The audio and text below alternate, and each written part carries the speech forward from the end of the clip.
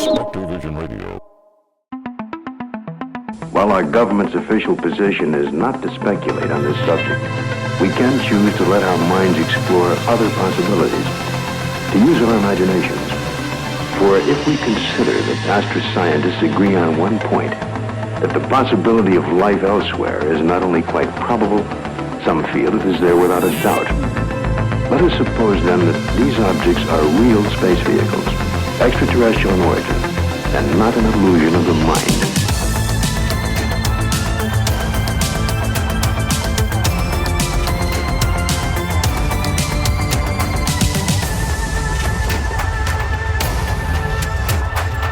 This is Somewhere in the Skies with Ryan Sprague.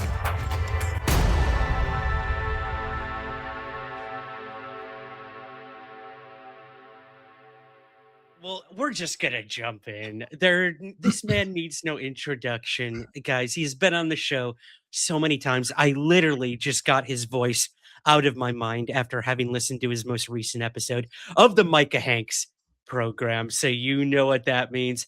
We are gonna do a UAP debrief today with the one, the only Micah Hanks. Welcome back, buddy. Good to be here, sir. Always good to see you, Ryan. I know, with our crazy schedules and our transatlantic relationship these days, you being over there across the pond, we've had to do a bit of juggling just to be able to make this happen. So I'm very glad to be here. We've got so much to talk about. And as I'm sure people can already tell, we always have so much to get caught up on, right?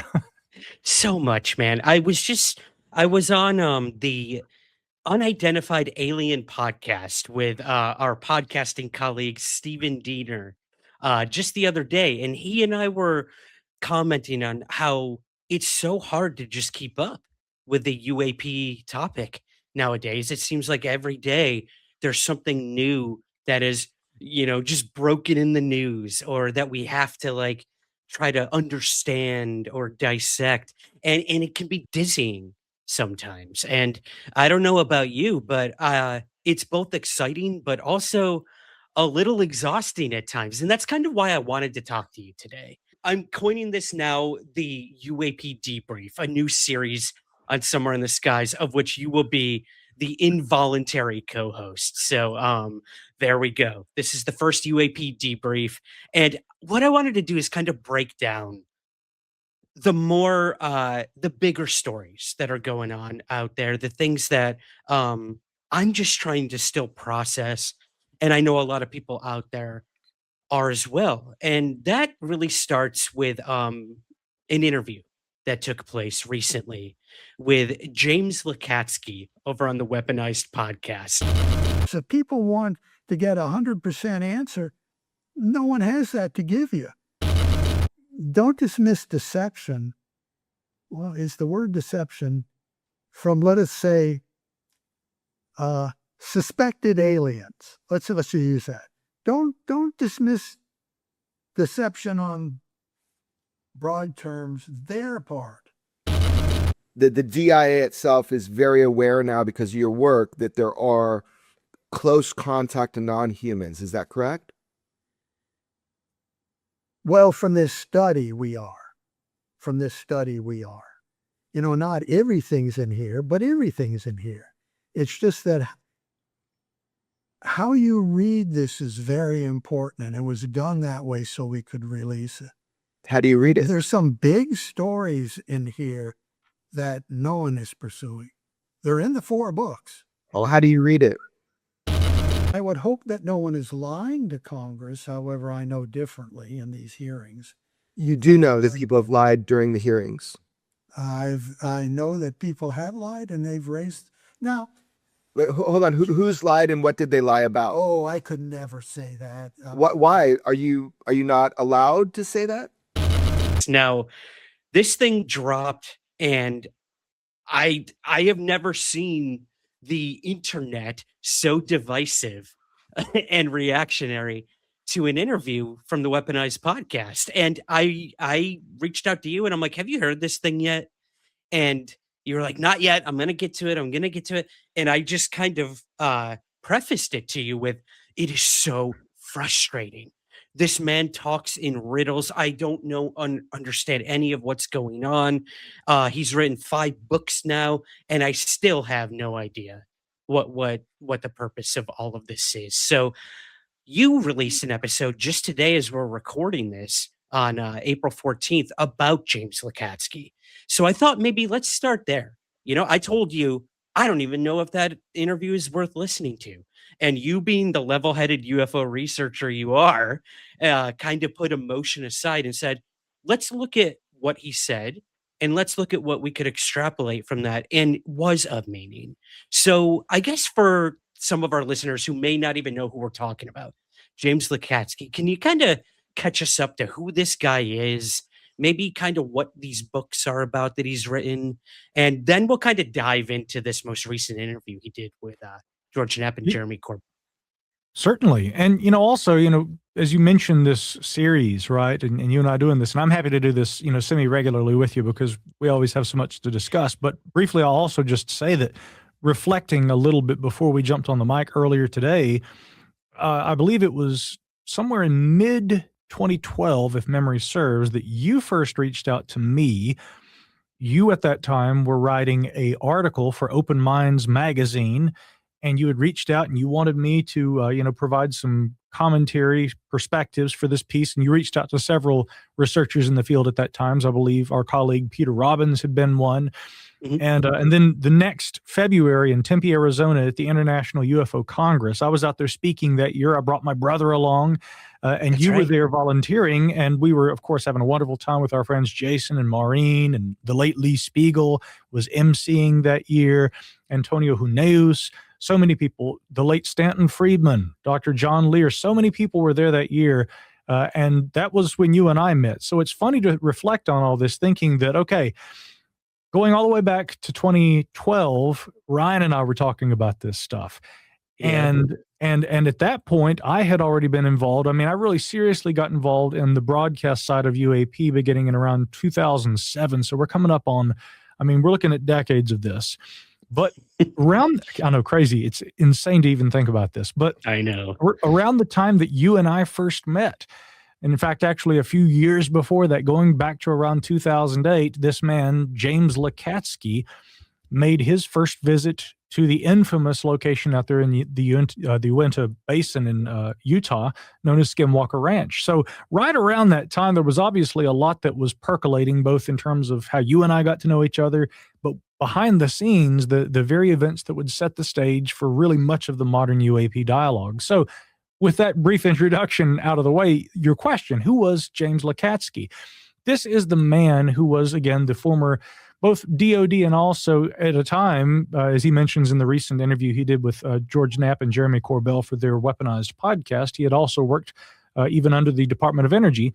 But this program in question, the Advanced Aerospace Weapons Systems Application Program, which also had an unclassified nickname, which came to light first, that was ATIP. And that was initially the name that was given of the program in the 2017 reporting that appeared in the New York Times. But this DIA, Defense Intelligence Agency program that Lacatski headed, essentially began with that trip to Skinwalker Ranch. He goes out there to the ranch. Robert Bigelow, who at the time still owned the ranch, takes him around, shows him the property. And Lacatski even claimed that he had had a kind of odd experience there in one of the homestead buildings while visiting. Now, full disclosure, I have been to Skinwalker Ranch. I traveled there with Jay Stratton and his family. Travis Taylor came out there and met us when we got to the property, and he gave us a quick tour. It was a very brief tour. I didn't see anything or experience anything strange, but again, I was only there for an hour. But the deeper history of this location, having been there and, having been familiar with some of that history and what attracted Lacatski to that property, had, of course, been the work that began in the 1990s under what was known as the National Institute for Discovery Science, which was Robert Bigelow's civilian, self-funded. He essentially, as a real estate mogul out there in Nevada, he was funding out of pocket this investigative effort, which kind of looked at consciousness studies too, but UFOs pretty quickly became a major focus of what they did. And one of the things that really kind of propelled that was right as we were quite literally in the first few days of the new millennium. This event transpired up there in southern Illinois, where several law enforcement officers from multiple agencies observed this large triangular craft in the early morning hours passing over St. Clair County. NIDS were among the first investigators. There were two of them, actually, one a former cop and one a former FBI agent, and they go out there and they investigate this case. They go and they speak to officials at Scott Air Force Base. They interview each of the police officers who saw this object and one who even photographed it, but the photograph being a Polaroid. Again, this was the year 2000, right on the cusp of this new millennium. It didn't turn out very well, but nonetheless, it somewhat documented this occurrence and this experience that all these officers had, and of course corroborated, along with police dispatch recordings, what they said they saw. So Bigelow and NIDS were deeply involved in that investigation, and that propelled a whole report they did on these large triangles. And yet, sadly, the same year in 2004 that they would put out that report, which was really, if anything, one of the more comprehensive analyses done by an investigative group on this flying triangle enigma, within just a few weeks of publishing that report, they also announced they were closing shop. And ironically, that would only proceed by a few weeks one of history's best-known cases, the famous USS Nimitz incident off the coast of California, which also occurred in November of that year, 2004. So all these events had been percolating for many years involving the Utah property. And so James Lacatski, of course, had learned about this through a book written by George Knapp, co-authored with Colum Kelleher, who had been the director of the NIDS program out there. And the effort had essentially been to try and get this government program that would kind of revive that research effort, but do so in a more official capacity, look at the ranch, but more broadly also look at the UAP phenomenon that had become very central to the NIDS investigations there in the final years. And that is what became the Advanced Aerospace Weapons Systems Application Program. So Lacatski, again, being a scientist and a person with this background, having developed advanced weapons systems for the DOE and the DOD, to be leading a DIA effort that's seriously looking at the UAP issue, but also, as they said, and this is quite controversial, but they were also looking at the continuity between these aerial phenomena and alleged paranormal phenomena. Some pretty admittedly wild stuff in the claims about what was going on out there at Skinwalker Ranch. To see that was an official program that ran for 2 years, and that was all happening a couple of years before you and I formally met, Ryan. Yeah. It's crazy to think that happened. But the books that you mentioned, Lacatski correctly has written 4 of those now. And because all of the information from the OSAP, we'll just refer to it going forward here, the OSAP program documents, with the exception of a few of those DIRDs that have been released and a few synopses and things that have come to light, it almost entirely remains classified. This database that is probably one of the real central focuses of a lot of people who are interested in what OSAP was doing. This database, known as Capella, having been built by Jacques Vallée, that too is inaccessible. And so even despite the fact that we know the people who were involved in the history that kind of led up to the formation of the program and what it did, and more is coming out, none of the official materials are accessible. And so Lacatski decided to respond to this issue by authoring a series of books that would essentially detail the history of the OSAP program and what it was doing over that short 2-year time span and that $22 million of government funding that was secured by Harry Reid and others. And that has come out in these books. And again, in lieu of being able to get direct access to government documentation and release that to the public, Lacatski is writing what you might effectively call memoirs that are describing his own experiences and a lot of the research efforts. But significantly, and this is maybe the most significant thing, he, of course, has gone through the Defense Office of Pre-Publication for Security Review, or DOPSR, to ensure that the United States government and the Pentagon have agreed that what goes into print in these books is cleared for public release. It is. And effectively, therefore, Lacatski refers to what appears in these books as a form of disclosure. We can't give you the documents, but I can write an account of what we did, get that cleared for official release to the public, and then we can publish those books. And then you can judge for yourself the merit of the program, what we did, what we learned, and what it means. And that brings us to the present day, because Lacatski was recently on the Weaponized podcast with George Knapp, who has co-authored at least a couple of those books. The first one, Skinwalkers at the Pentagon, was co-authored by Lacatski, Knapp, and also Colum Kelleher, Knapp's original co-author of the Hunt for the Skinwalkers book. The others, Lacatski has essentially written on his own. But they do detail some very interesting material. Now, final point on this opening kind of, discussion about who we're talking about and what it all means. This is part of what has led to a lot of the confusion. And you're correct, Ryan. Following that recent interview, there was a lot of mixed kind of reviews coming from the public about, what they are hearing Lacatski saying, or the lack thereof, maybe. Many people are saying, and I think you characterized it as speaking in riddles. I think that's fair. Because often Lacatski is asked questions about classified, materials and occurrences that have not been cleared for public discussion. And he has to be able to try and talk about these things in the context of what he has written books about now, 4 volumes, but with relation to classified material. And so often the nature of the discussion ends up being kind of like, well, I can't tell you that. Or he will sometimes answer a question by throwing a question back to the interviewer. And it's frustrating for people, and I get that. And even for me at times, it's a bit frustrating, but it's not missed on me. And I take very seriously the importance of, frankly, what the man is trying to convey in what capacity he can. So that's, again, one reason I think why we're having this discussion, why I'm going to try and sort through some of it if we can.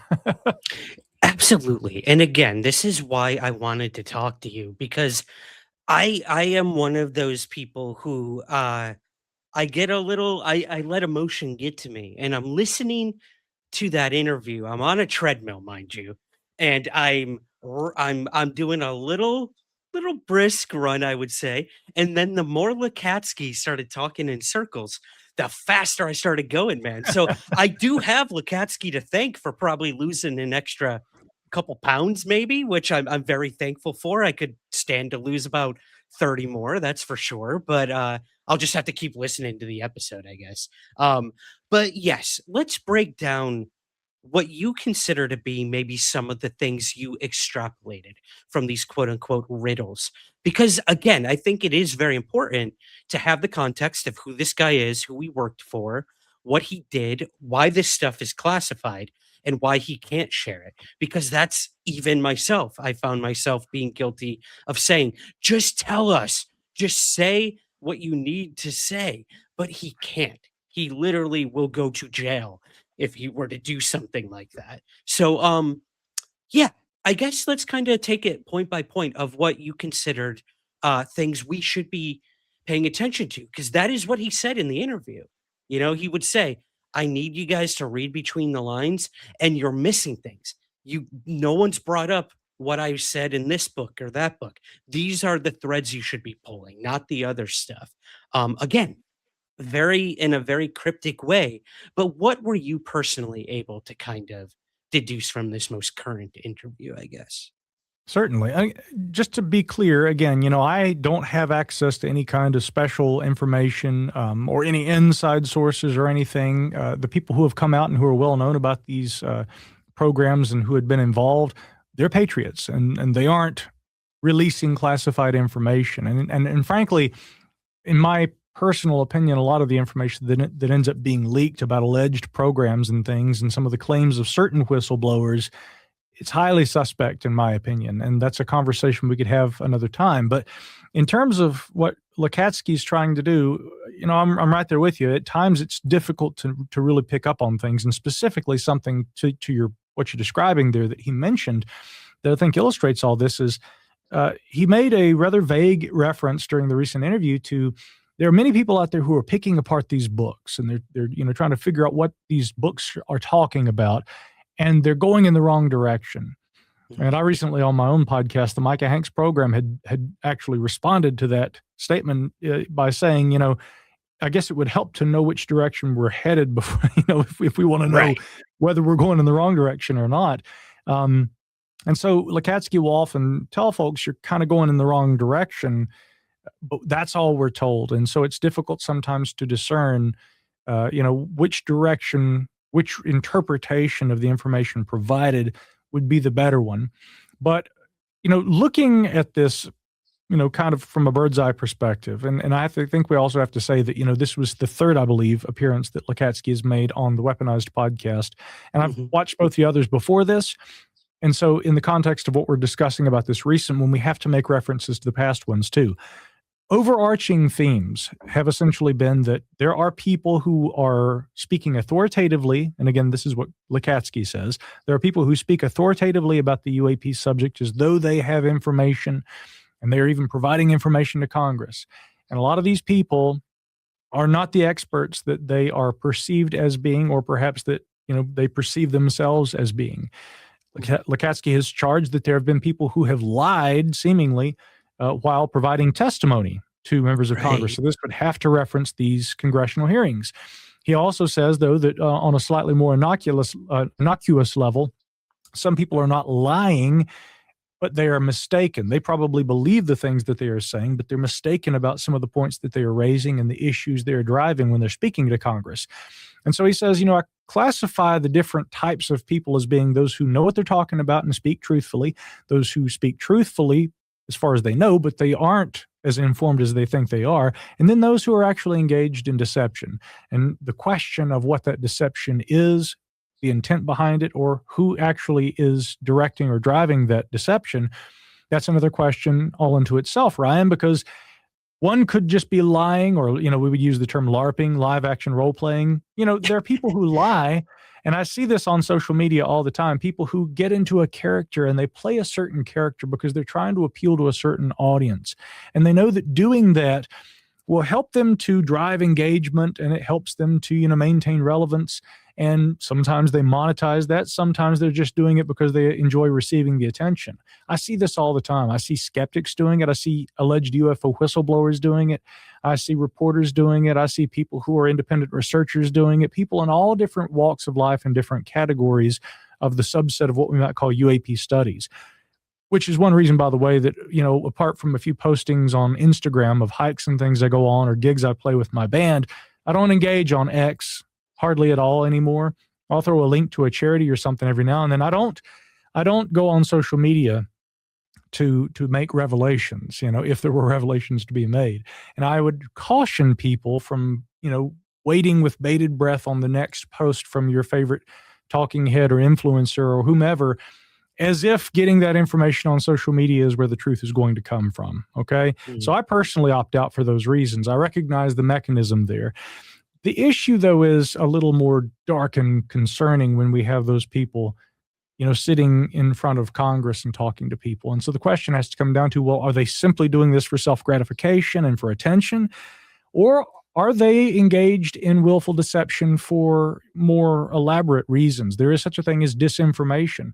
And we now know, of course, it's long been known in the UFO community that disinformation efforts have been a vital component to U.S. counterintelligence efforts with relation to UAP. Not always in an effort to hide the information about UFOs. It actually seems to work in reverse. Disinformation about UFOs is put out to hide secret programs that are unrelated to UFOs, but which again are secrets that the government likes to try and keep.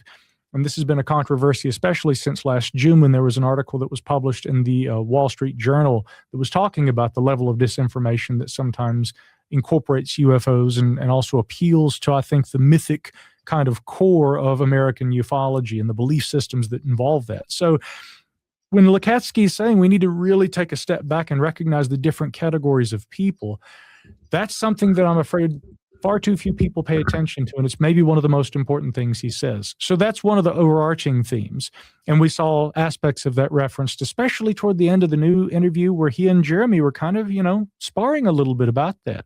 We'll get around to that and specifically what they were sparring about.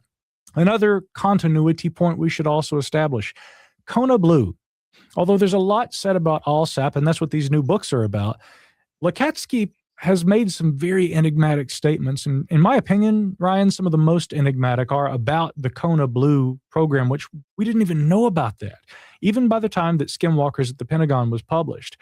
It wasn't until the publication of the All-Domain Anomaly Resolution Office's first volume of its historical report, where they essentially say, we found this program, and it was a short-lived program. They tried to establish this in the Department of State, and it was, put up and it was brought down because there wasn't believed to have been a need for it.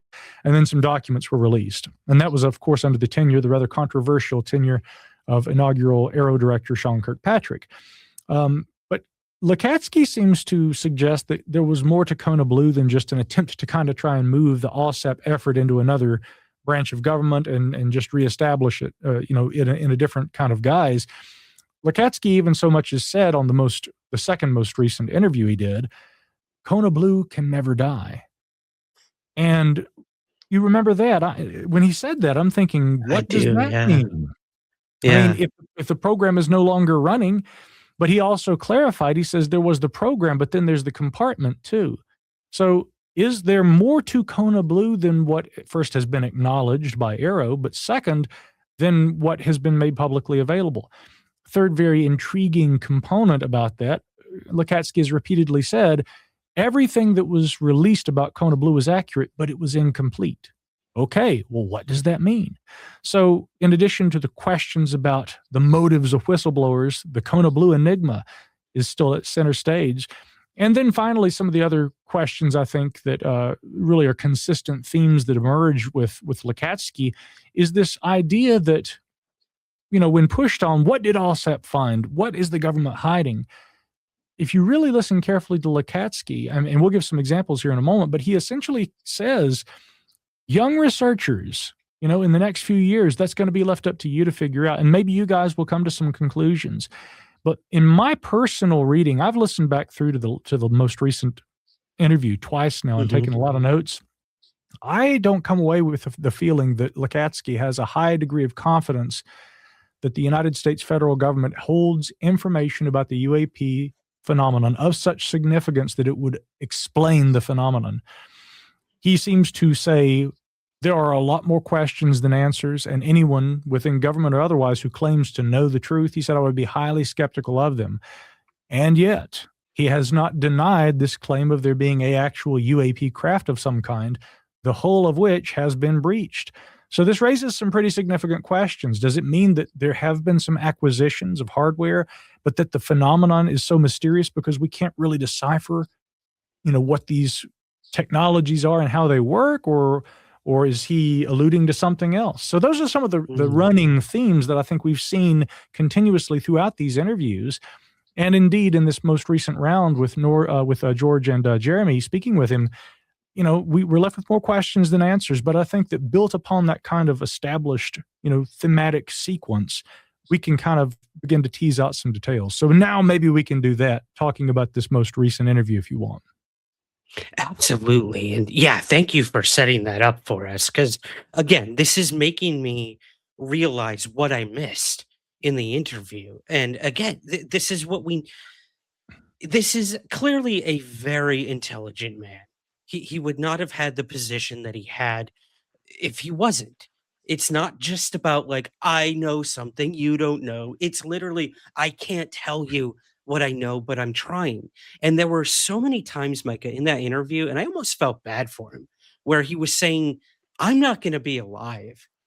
I have less time than I have more time on this earth.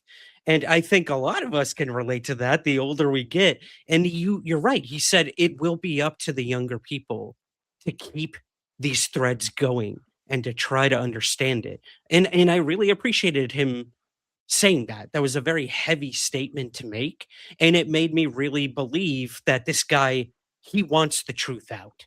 So that did really hit me. There's one thing you mentioned, and that was the breaching the hull of the craft. Yes. Now, the one thing that really caught my attention in this interview specifically is you could tell Jeremy is getting more pointed with his questioning on this man, which I really respect and appreciated. And he said, did you personally breach the hull of a craft? Yes or no? And he said yes.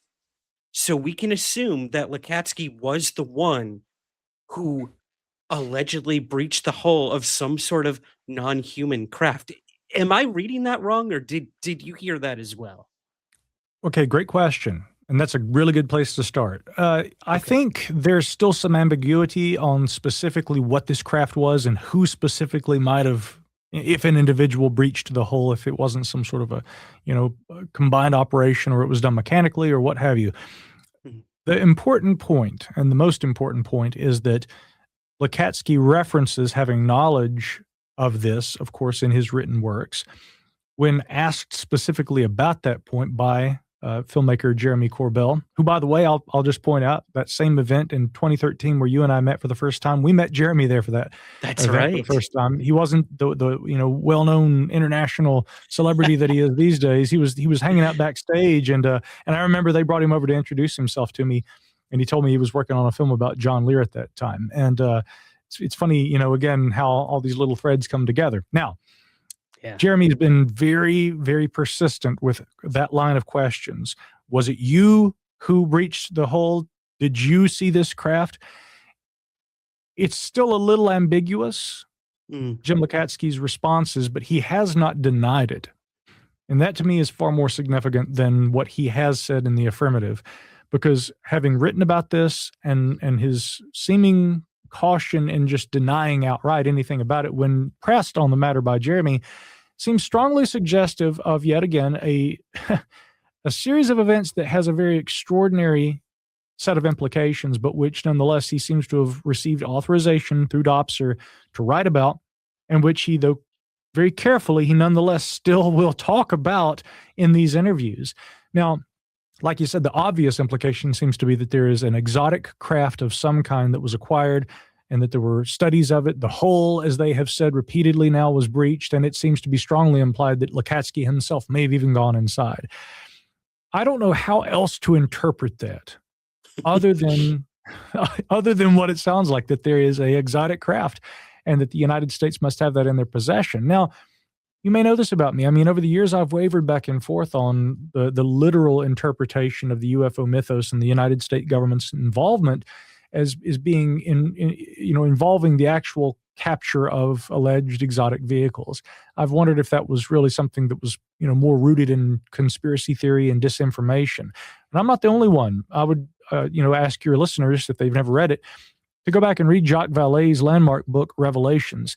It may not be his opinion in the here and now, but at that time in the 1990s when that book was authored, Jacques Vallée was very much a man who was skeptical of a lot of the crash retrieval claims, and he challenged a lot of those, even though he speaks at length about them in that book. And that actually remains one of my favorite books of his. But if indeed what we are hearing from Lacatski is an affirmation of that long-standing question, and if he has firsthand knowledge of it, that's a very extraordinary claim. And yet one coming from the man who, of anyone, presumably should have had access to and knowledge about these kinds of things during the period in which he ran this DIA program back in between 2008 and 2010. So, that's pretty much all we know. But I mean, that's a remarkable, there are profound implications to that. And I think that's one of the reasons why Jeremy has been so persistent in his line of questioning about that. Yeah. Oh, I don't blame him. Yeah. And sometimes that's just what you got to do. Yes or no. And that but can in speak essence, volumes. My interpretation, though, is essentially yours. Just to answer your question, yes. Okay. Now, you mentioned transporting of alleged craft. Now, this is another thing that, gets the UFO community going. Like, what was this facility built to house the craft? Who was transporting it? Why was the transportation stopped? Like, these are all things we think about. But something he mentioned in this interview, and I know you kind of dissected this as well, was he said it wasn't even like the transport of the craft that I found most interesting. I was actually surprised by something else that was going on when it came to the transfer of the craft. I don't know if this is unclear what I'm telling you right now in terms of the interview, but he had mentioned something else that had surprised him about what was going on and what he had discovered. Am I correct in that? You are. I actually have quotes in a transcript that I did, and I didn't have AI do this, by the way. I mean, I will use AI for things like that sometimes, but if I'm trying to really commit to memory something that I want to really digest and understand, I will hand type it. This is a trick I learned back when I was in college and I was studying history. I could literally sleep through a class for several weeks, but then the night before the test, if the teacher gave a study guide for that class, I found that I could go with my textbook, work through the entire study guide and sit for hours taking notes. And if I wrote it down, I could show up and make an A+ on the test the next morning. And psychological studies, they show that, again, you are, like, I think by some measures, close to 80% more likely to recall material that you write down. So just for the listeners out there who may be wondering, when I listened to this most recent interview, when you and I began talking about it last week, I hadn't even listened at that point. Since that time, I've listened to it twice. Once I listened all the way through. The second time I went through and I took notes, transcribing virtually 75% of the entire, the spoken portion by Lacatski. So the specific quotes that he's talking about here were where he was discussing, and I'll back up just a little bit here. They were talking about, as you mentioned, the material transfer. Corbell basically was asking whether Lacatski could acknowledge there had been UAP material transfer requested. At the time of this letter from Senator Harry Reid, which is the first really to refer to this program as ATIP. Now, a brief point of clarity on that. We're talking about ALSEP. ATIP was referenced because at that time it was decided that there needed to be an unclassified code name for ALSEP because they didn't want to reveal the name of the classified program. So in this famous memorandum by Senator Harry Reid, and what they were doing was they were essentially trying to help secure the continuance of this program. But they used an unclassified nickname for the program at that time, which was Advanced Aviation Threat Identification Program, or ATIP. And that's where that moniker came from. And it was later borrowed for the informal initiative that preceded the UAP task force, and the rest is history. But that all said, he was asking about this, and Lacatski essentially says, Corbell asks him whether, they were trying to move a UFO from Lockheed Martin to the ALSAT program. And that's what Corbell asserts that he already knows.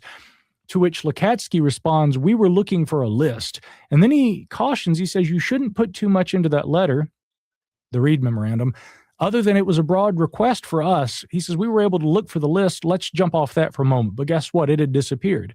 Corbell asks for clarification. A list of what? And then Lacatski says, recovered materials.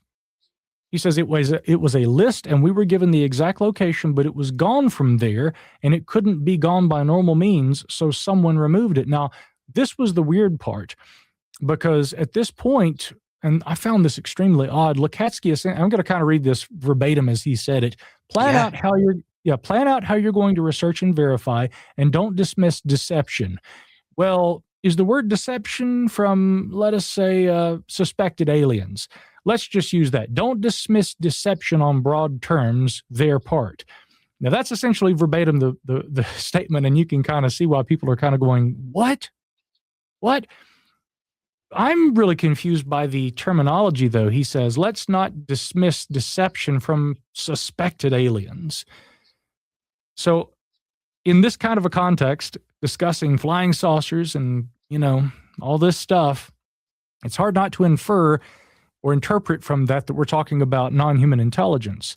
But I had to step back and ask, is that what he's actually referring to there? Or when he said aliens, could he have meant, foreign adversaries of the United States? It's possible. I don't know.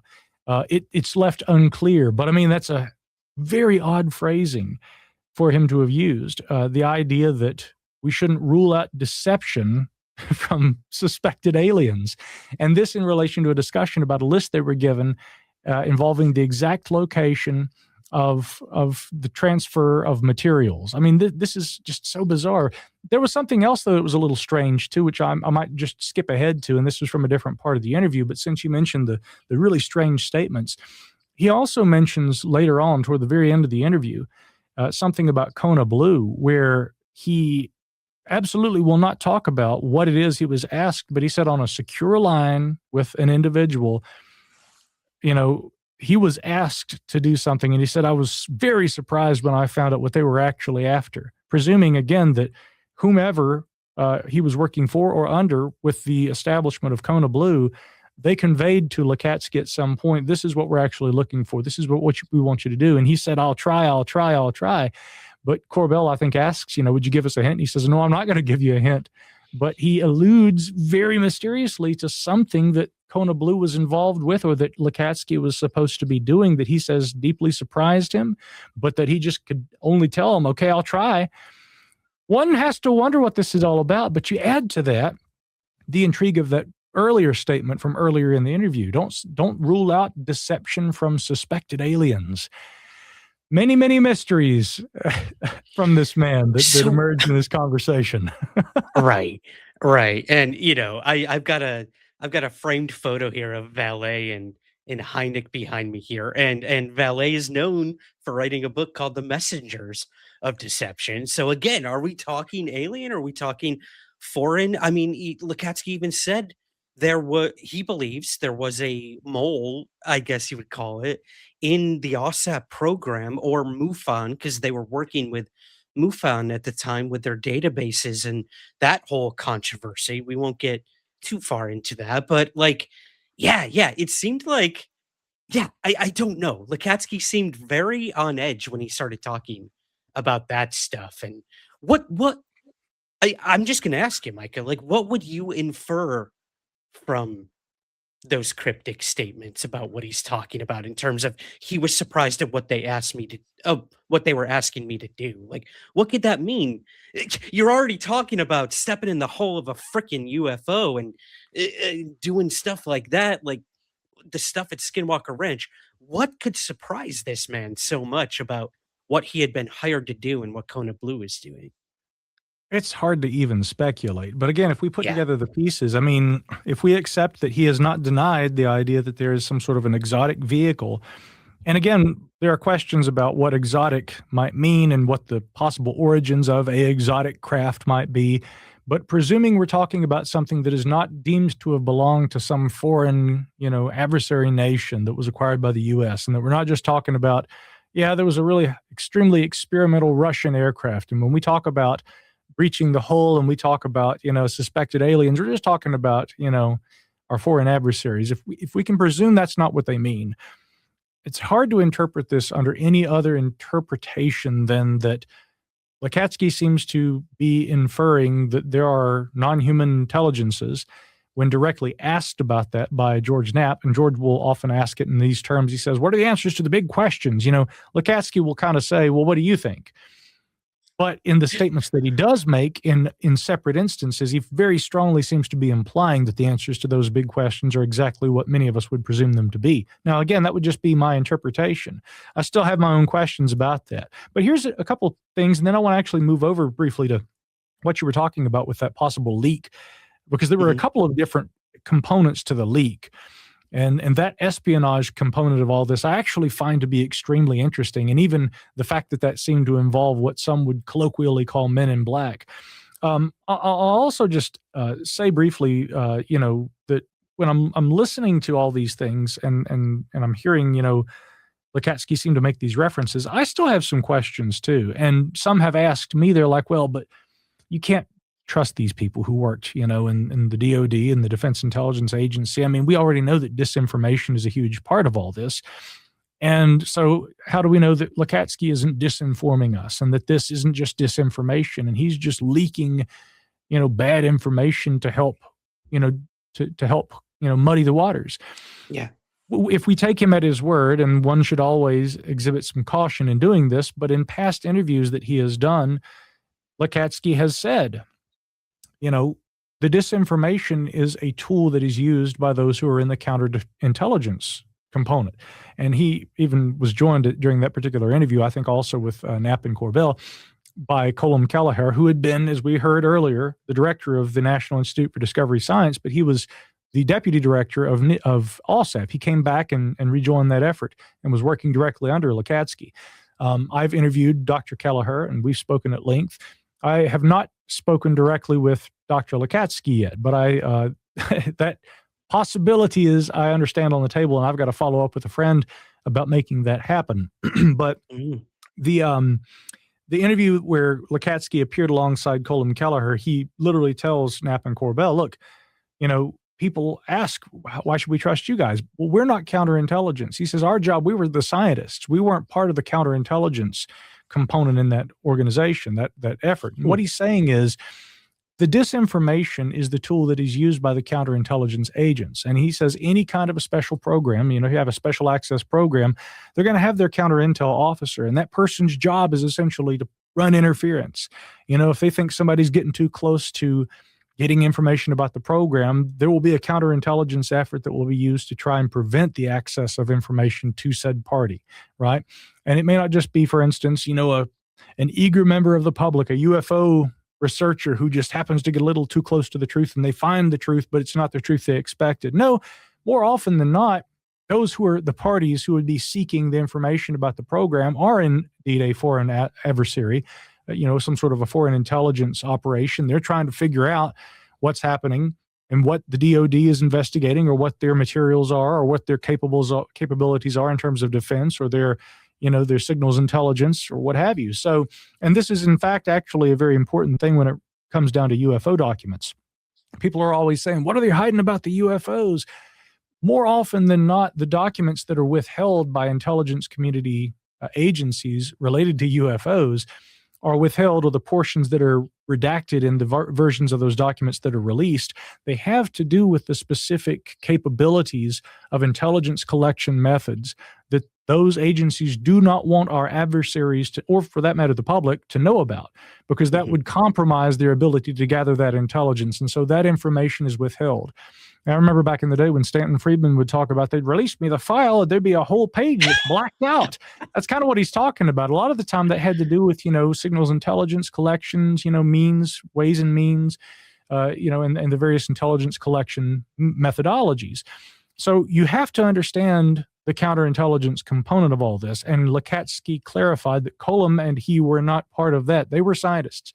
And he says, my job is not to sit here and lie to you. Now, that does not guarantee that some of these people who work with these programs, and perhaps even Lacatski, isn't going to lie and obfuscate. But I'm saying, taking him at his word and knowing what his job was, and knowing that he even has made the distinction between what his role was and that of the counterintelligence agents, he claims that this is not a part of what he's doing. Therefore, if he is not lying and it's not disinformation, we would have to presume, if he's telling the truth, and that's what he claims he's doing, he's talking about exotic craft, he's discussing aliens and all these things. Now, springboarding off of that for just a moment, though, back to that question of espionage that was happening in the recent interview, and this again kind of dovetails with the whole counterintelligence thing, because what I was talking about with foreign assets that would be trying to get information, that seems to have been happening with the OSAP effort. And I was very intrigued when this information first started coming out, and it was first referenced a while back, but he talks a good bit about it during the recent interview. Apparently what had happened was, and there are actually three components of this. There was an alleged leak at MUFON, there was a leak within OSAP, and then there was somebody who was apparently spying on OSAP. We'll start right there.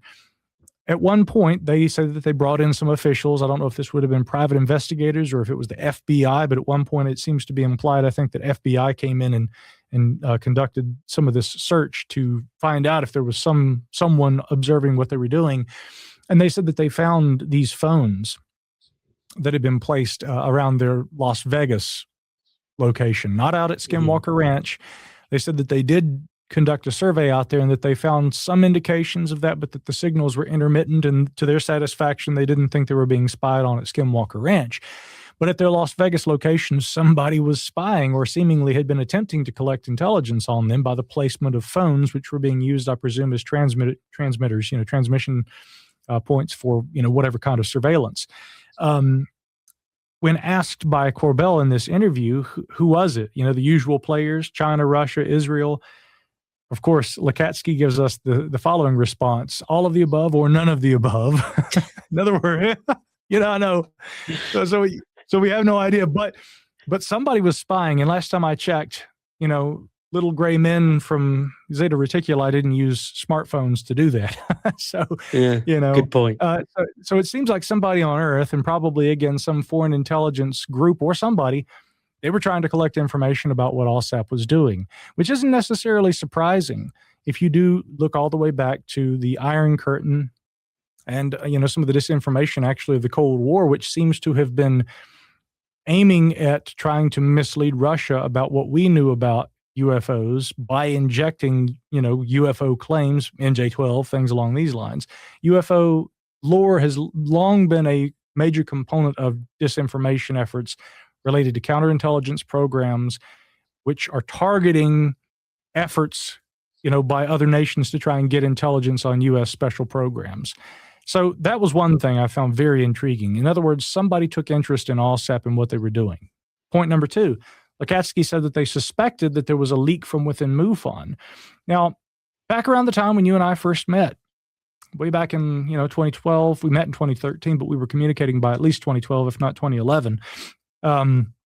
I was very interested in trying to understand why, prior to that, Bob Bigelow had this relationship with MUFON. Right. And I remember I had some conversations with some high ranking, MUFON members, and I wanted to know what's the deal with Roger Marsh. Oh, I'm sorry, not Roger Marsh, but with what's the deal with Bob Bigelow? Roger Marsh, by the way, who had been their communications director, had been one of the gentlemen I'd been on the telephone with. Roger was wonderful. And we'd been on the phone one night. At that time, he was trying to get me to join MUFON. And I said, Roger, I'll think about it. One thing I want to know, what's the deal with Bob Bigelow? And he wasn't the only one I'd spoken to. I'd talked with a lot of people about what was going on. Chase Kletsky, who at the time had been one of the STAR team investigators. And I went to Chase's house.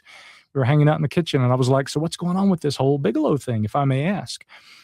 We had no idea. But, many years later, it came out that one of the things that had been going on was that there was that ALSAP program, and they, of course, were trying to collect information from MUFON so that they could get investigators out very quickly to investigate sightings reports as they were coming in. But intriguingly, Yep. Yeah. But what Lacatski says is that it seemed that there was somebody who was getting out, and that some people were able to get out there to these sites before ALSAP's people did. And so they had thought, was there someone within MUFON that was leaking information about those good cases? Again, those good cases, keep in mind, were supposed to only essentially be reported directly to ALSAP, was my understanding. Not that some in MUFON leadership obviously wouldn't have had knowledge of them, but, that's going to be a small number of people. So somebody, according to Lacatski, seemingly was getting that information out before it was getting to ALSAP and before they could get their investigators deployed. That was interesting. But then the third point on espionage, Lacatski said that there was someone within their own organization, within ALSAP itself, and that the database that they were building of UAP data, and this presumably has to be the Capella database that Dr. Valet was assembling, for which, again, it was reported in 2017 that there were these data warehouses. And as Jacques told me during an interview that I did with him, he said that was one of the largest components and most expensive too, was building that, those data systems for this database. There was someone that Lacatski said seems to have been trying to leak all that information to parties unknown, and that there was an indication that those leaks had continued even after ALSAP, personnel had been notified that they were concerned that there appeared to have been a leak. So there were a lot of questions about what information was coming in and going out during the ALSAP program, and that really it leaves a lot of questions. I mean, some of it could just be human nature. People are curious. People want to, they want to share information with people when they're not necessarily always authorized. But when we're talking about a program and there are, secret clearances and classification and things, I mean, that really kind of raises the stakes. And I found it very intriguing that Dr. Lacatski was saying that there were these elements that seemed to suggest that there were leaks and espionage encircling the ALSAP effort. Right. And then you got to think, is that still going on? He said Kona Blue never dies and all that. Who's leaking stuff now? I mean, my mind's going to the Grushes and all these people. And I don't know, man. It's just so dizzying, all of it. But I'm so happy you brought up this fact that people like Colm Kelleher and Lacatski are scientists. They are not the ones we should be worried about disinforming or lying. It doesn't mean they haven't done it, but they're not the ones we should be cautious of per se. It's these people who are literally hired as counterintelligence. They've been doing it their whole lives, sort of thing. So when he starts saying things like that, it does make me wonder who he believes may have lied to Congress. Again, we're not here to name names or point fingers. We will infer on our own, and I'm sure you guys can too. God, see again, Well, this is why if I'm I so may happy really you quickly, did this. if I Please, may really please. quickly, I'll just assert. I think that's another part of the reasoning behind Lacatski. I don't want to just seem like I am a Lacatski apologist and someone who's going to try and excuse everything. Look, everybody wants transparency and they want accountability from government officials. And I think in all the ways that he feels that he responsibly can, this is my read on the situation, I feel in all the ways that he thinks he responsibly can, Lacatski is trying to put out as much information as he can. He's chosen to do this through these books. In my personal humble opinion, as a person who writes for a living as a science reporter, if a person has written a book and they want to be paid a small sum, for someone to buy that book and read it, more power to them. And I kind of take exception at times to a lot of what we see online these days. Everybody is saying, this person's a grifter, that person's a grifter. It's all a huge grift. In my opinion, really, let's dissect that for a moment, because I think it's warranted. A lot of the time what we have is people who, for whatever reason, they got burned, or they became impatient, or maybe they are genuinely skeptical and they are genuinely raising, some legitimate concerns. But in any case, whatever it is that motivates them in their skepticism, the pure disillusionment of the riding the disclosure wave and just constantly only receiving the proverbial dangling carrot, whatever it is, a lot of these people resort to just calling all of it a grift. All these people are just trying to make money. All of them are just trying to, get wealth, notoriety. I've even had people, accuse me of that. And I would simply say, if my strategy of not posting on social media, not even promoting my podcast, I very rarely ever even post, look online. I think a few weeks ago, because my buddy was on, Jason Pentrail, he's an excellent avocational archaeologist. I did post about that episode and his awesome book about this, which is about the Adena culture. I may post about that on Instagram, but that's very rare. I almost never even promote my own show. And, if I'm not going to promote my show, if I'm going to give my podcast away for free, if all the articles at the Debrief are going to be freely accessible to people to read for free, my grifting model is very, very, very bad. And I'm going to have to really work on my grift a little bit. The point I'm trying to make is, again, it's very easy for people out of frustration and sometimes just pure vitriol to call everybody a grifter. And everybody in the UFO community is grifting one another and calling each other that. I think we just need to step back and say, okay, giving people the benefit of the doubt, whether you agree with what Alsap was studying, whether or not you agree with the findings, whether you think that there is genuine weird phenomena going on at Skinwalker Ranch, or if you think this is all a bunch of paranormal nonsense. And frankly, I'm kind of somewhere in the middle. I try to keep an open mind. But I've been to Skinwalker Ranch and I didn't see or experience anything out there. And yet I've talked to a lot of people who are seemingly very credible people, and people who I've gotten to know very well and become friends with, who have told me, and again, their stories aren't crazy or outlandish the way that they've told those stories to me. It's actually very plausible, but it comes down to a question of, okay, well, that doesn't seem outlandish, but what was it exactly that was experienced, and what could be the mechanism behind it? You see the straw man version of it that many skeptics put out there and everything, and references to space poltergeists and werewolves and all this kind of craziness. Speaking with these people, it's very seldom, if ever, characterized in that way. And so I've tried to learn to step back from those criticisms and just say, look, whether or not I believe all of it, what are these people? What are their intentions? What are they trying to do? I think that in the case of Jim Lacatski, to the best that he is able, he is simply trying to convey what he can about a program. The majority of the data and its findings and other information related to it still remains classified. And he knows that. So he's like, I'm going to go through an official review process to put what I can out for those who might benefit from knowing this. And I'm going to try and do that. But I also think that sometimes when he won't name names and he's talking about there are certain individuals, I think it's frankly just him trying to be a gentleman. I don't think he wants to call people out. And so like you were saying, you and I aren't going to do that right here either. I have my suspicions about who he's referring to when he's talking about people who are being untruthful and also people who are mistaken. I have maybe a few more insights into some of that than the average bear, we might say, in fact. And I have some very strong suspicions based on some dialogue that's taken place behind the scenes. But again, I don't rush out there to try and demonize these people or to engage in ad hominem attacks. And the number one reason, maybe it's because Lacatski is trying to be a gentleman. I like to be a gentleman too. But more fundamentally than that, Ryan, it has nothing to do with UFOs and the study of UFOs. What have you and I been trying to do?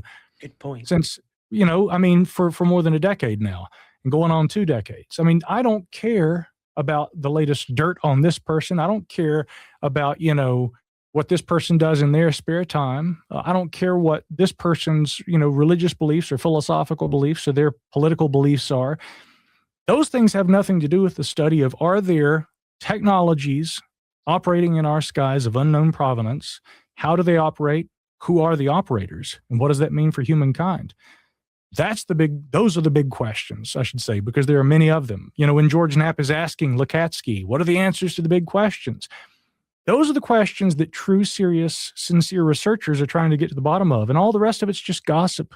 That's all just the usual mud racking, I guess, being a beat reporter and trying to get the answers. That's one thing. I'm not interested in mud slinging. And I don't think that Lacatski is either. So he's very careful about naming names. And I can respect that. But I also sympathize with him to an extent because I see him, and he even expressed this. At one point, he and Core Bill got pretty heated in one of their exchanges. And he said, it does come across kind of like, I am a bad guy, or like I'm being deceitful, or I'm being insincere. And I think that for someone, put yourself in their shoes.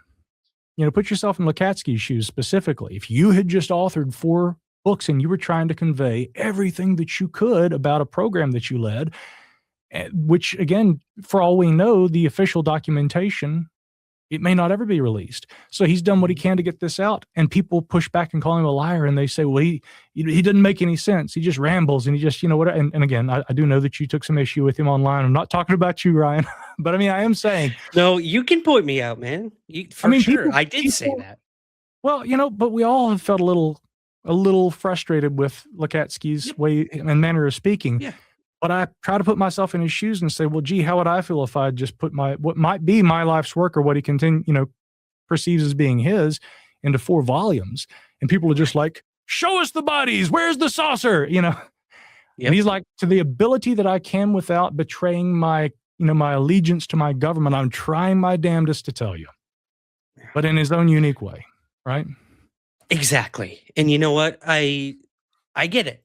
I get it. And again, this is why I wanted to talk to you about this, because it does. It paints a whole different picture of what to take from these interviews and the books and what's to come. He's not done. He said he's working on possibly another book. He even mentioned at one point, and this kind of touched my heart. He's like, we even thought about writing a children's book to help the next generation. I'm like, yes, dude. Yes, that's what we need. That's what we need. I'm glad you see it like that. I'm glad, look, Ryan, I'm glad you see it like that, because I know there are people out there who are going, great, we're going to indoctrinate the children now. And I'm like, I don't really think that's what this is all about. And I'll tell you something that frustrates me. Mm-hmm. I'll go and I'll meet with friends, and they'll, see a picture of Jay Stratton and I or something, together, with our guitars or something. And people will kind of look at that and they'll say, I don't trust that guy. Or they'll look at somebody else in the community. I don't trust that guy. And I ask them, well, why? Do you know them? Have you ever spoken to them? Do you know that person from Adam? Mm-hmm. What knowledge do you have about them upon which you form your opinion? Well, I saw a film, or, I read an article, or I watched a YouTube video. And I'm like, yeah, but have you met them? Do you know them? Have you spoken to them? Have you spent hours talking to them? Have you gone out to dinner, and have you talked about their ability to express what they know? Virtually everything that, as a journalist, I could think to ask about these issues and try to understand it all. It kind of irks me that people often form opinions about people based on stuff they've read, or stuff they've seen, or stuff they heard secondhand from somebody else, or even third or fourth hand. And, I don't know what led to our society. And I do think that whatever it is, that fundamental human behavior, it's unfortunately amplified by social media and people desperately trying to get attention. But I don't know why or how we got to this point where, everything has to be viewed through a lens of criticism and ridicule and attack and hatred.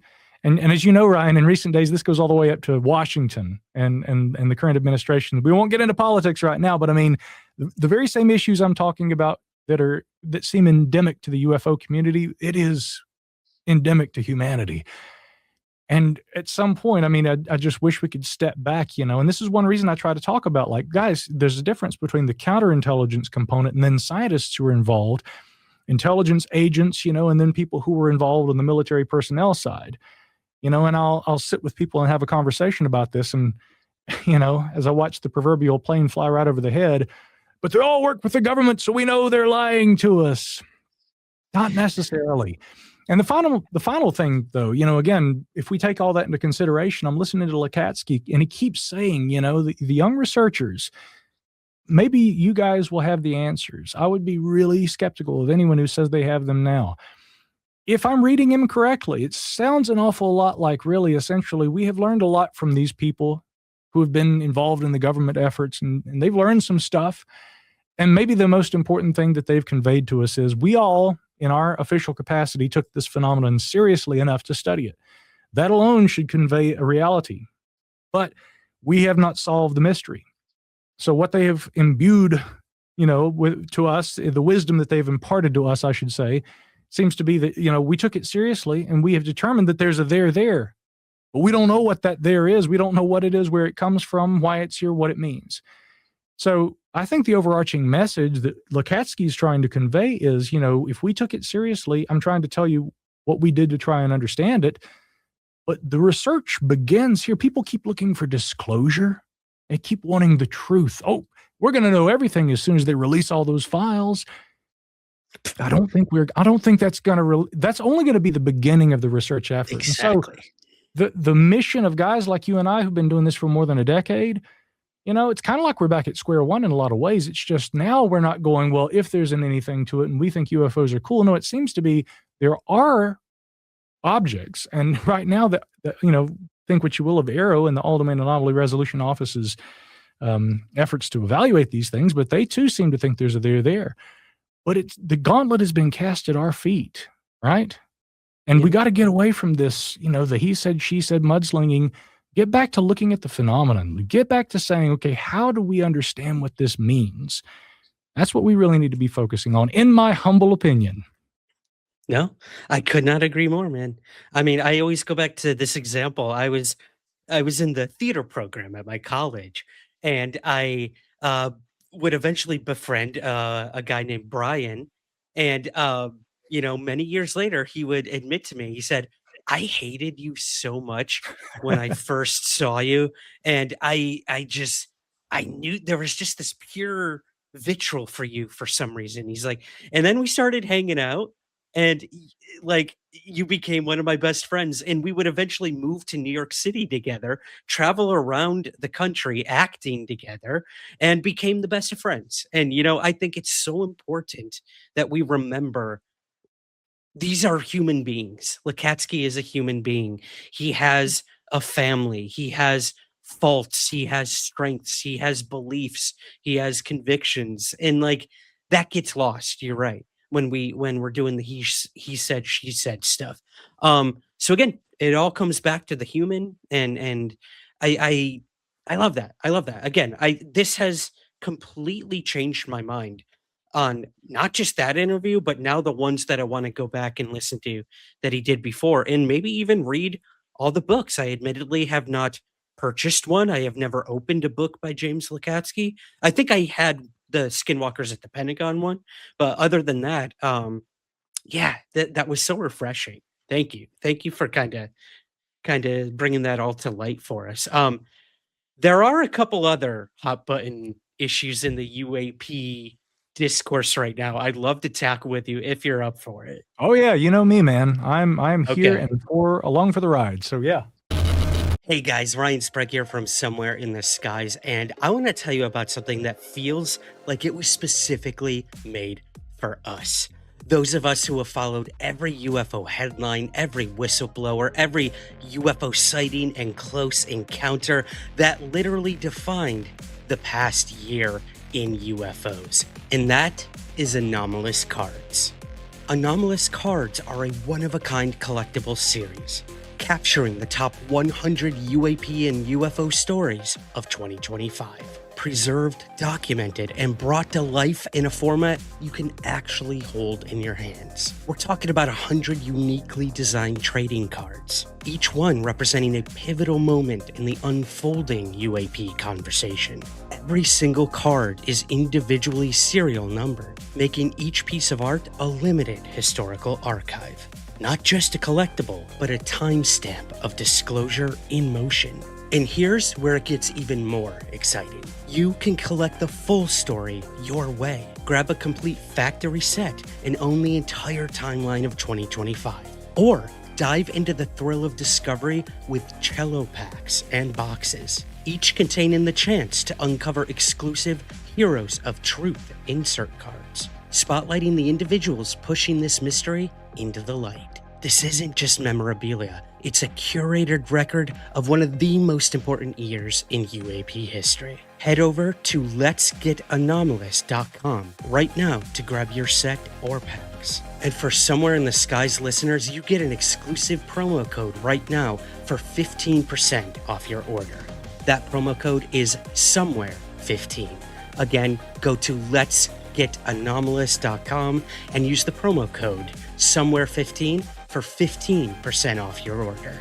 Because the UFO story is still unfolding, and now you can collect it all with Anomalous cards.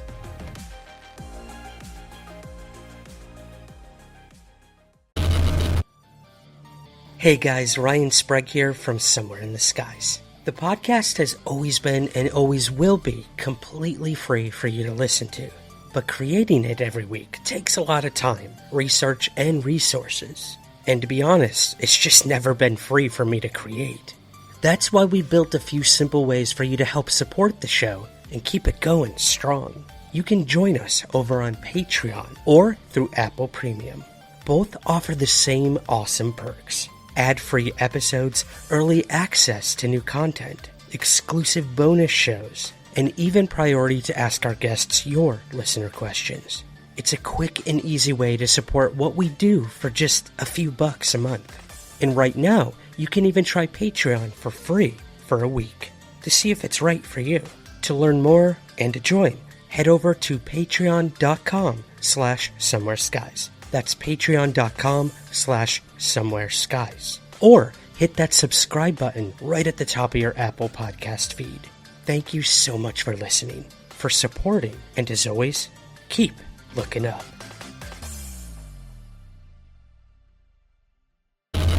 The next one I want to talk to you about is literally playing out as we're recording this. It's April 14th. Allegedly, there was supposed to be 46 UAP videos that were going to, or at least were demanded to be released by representatives in the U.S. Congress, and Paulina Luna being kind of the main one. The defense secretary facing a deadline from a lawmaker tonight who is asking for the release of 46 videos of what the government calls unidentified aerial phenomena, or UFOs, by tomorrow. So you have your standard understanding of what would be able to function in this time and space continuum. And then you have these things that are just kind of operating outside of that. And what they tend to call these things are interdimensional. They are specific videos with titles like Several UAP in Vicinity of Columbus, Ohio Airport, UFOs in Formation over Persian Gulf, and Syrian UAP Instant Acceleration. All referenced in a letter from Republican Congresswoman Anna Paulina Luna to Defense Secretary Pete Hegseth. Luna explaining her urgency, writing, "The potential national security threat they pose is troubling." There are many people in government that we come across that will come up to us, some in various high-level positions, that have said, look, we've seen these things, or, we definitely think they're real. We just don't want to be labeled as crazy. The UFO phenomenon moving from the fringe. This is just the beginning. To the mainstream. The technology that we faced was far superior than anything that we had, and there's nothing we can do about it. And then you've also got Tim Burchett proposing bills to dissolve Arrow. You've got Eric Burlinson going out and knocking on the doors of these alleged locations where these craft might be held that people like David Grush brought forward and Lacatski is alluding to as well. So Congress has their hands all over this topic right now. It's pretty crazy when you think of where you and I were some 10 years ago and where we are now. This is my long-winded way of asking you, what do you think of this 46 UAP video thing? And Anna Paulina first. Do you have any thoughts on that? Yes, and also don't worry about being long-winded. Nobody's more long-winded than I am. So, there's a lot to try and digest, and I think it is important not to. Everybody wants little sound bites, and sometimes you can't afford a complex subject a simple answer. Now, a physicist might tell you otherwise, right? They'll say, a simple formula is going to describe everything in the universe, but ufology, we haven't found that formula yet. So we got to talk about it. Now, that said, my thoughts about these videos, I did hear Knapp recently on one of his recent Mystery Wire broadcasts talking about this. And again, to his credit, I like George, he's a buddy and we've gotten to know each other better over the years. And I appreciate his efforts, the transparency efforts with what he's tried to do. And one of those things has been that when videos have, been leaked to them, and again, we have to be careful about that, because if a video is leaked, there are questions that have to be raised about whether it was an authorized leak or an unauthorized leak. But usually what has happened in the past is when videos are leaked, if they are unclassified for special use only, laws weren't broken generally when they were released. And that was the case, for instance, with those 3 historic Navy videos, the Tic Tac, the Go Fast, and the Gimbal video. They were unclassified for special use only.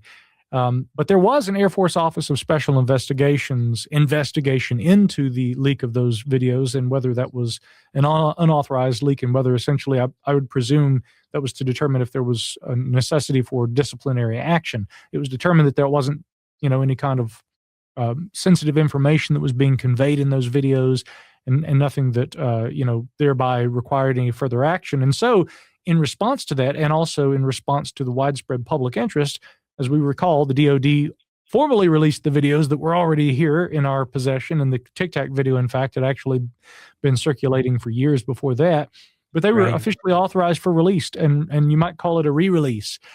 But it's long been said that there were other videos. And some of those have been released, but, again, frustratingly, the ones that we've seen from the All-Domain Anomaly Resolution Office, they're typically videos that have undergone a case analysis and have already been determined not to actually be UAP. And so they'll do a case resolution, and then they'll reveal videos that have been determined not to be UAP. In a few rare instances, they'll also put a very indistinct little object, like a little ball moving across the screen, a little silver balloon-like object, observed over the Middle East or something like that. A photo here, a video there that are, again, what they would classify as unidentified phenomena. And usually those are released only because, due to the limited amount of data that the video provides, there is no additional case resolution, authentication, or investigation that can be performed. And so once they have essentially cleared the possibility that they can learn anything more from those videos and ruled out the possibility that any sensitive information is being conveyed by its release, then they release those. And so what seems to be implied is that we've heard for some time that there are better videos. Presumably these do contain information that might potentially compromise sensitive intelligence gathering capabilities, or they may simply convey objects which we could speculate maybe these objects are unusual looking enough that there are questions still about whose government or what party they might belong to. And so they maybe haven't been released out of a concern or an abundance of caution in terms of the possibility that these might not be alien spacecraft so much as they are, a sensitive kind of surveillance platform or something along those lines, an advanced drone.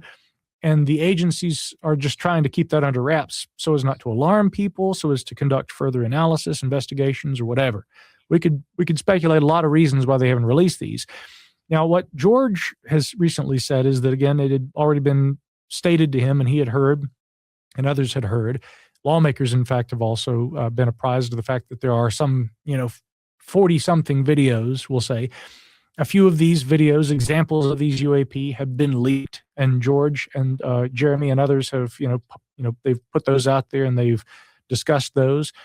And some of those have gone through case resolutions by Arrow too. That famous jellyfish video, Arrow, in their conclusion, they resolved that they think it is most likely some kind of a, cluster of balloons that was drifting along. I kind of have some doubts about that myself, but again, that was their case resolution for that Al-Takatum, I think, object is what they call that. But many lawmakers have said that there are other videos, and there are some officials who have said that they've seen these videos, and this is how they know that they exist, but they can't get them authorized for release. And so that current effort you're talking about is apparently to try and determine, look, what are the reasons why these videos aren't being released? Is there anything that lawfully should prevent their release? Because if not, The people have a right to know, and let's stop maintaining secrecy for secrecy's sake. So in conclusion, I think it's important to understand that while we can recognize, and we've already gone over them, some of the potential reasons why those videos might not be released, what we learned from the past releases of those 3 historic Navy videos was that they didn't actually contain any super sensitive information. But would those videos have been released anyway? Right? Seems they wouldn't have been if they hadn't been leaked. So it seems weird. And this is something that people, Chris Mellon and others, have been saying for years. He and I have talked about this a lot. There's apparently a secrecy for secrecy's sake alone. Why the Pentagon seems to be hesitant to release videos that do not convey any sensitive information, simply to keep that information from the public, just for secrecy's sake? Do we have an overclassification problem? The former director of national intelligence, Avril Haines, said we did. And she says that, in fact, the overclassification of government materials in this fashion can at times actually be more harmful than the good it intends to do. Interesting. You know, it's so funny. I was just listening to a really old episode of the Paracast, actually. I think 2006 maybe, where the late Jim Mosley was on. And I got to pull this up because I loved this quote so much that I texted it to myself. Let me see. There's my grocery list. I got my grocery list there. I got that. Oh, here it is. Okay. The secret keeps itself. And it's that simple. James Mosley. The secret keeps itself.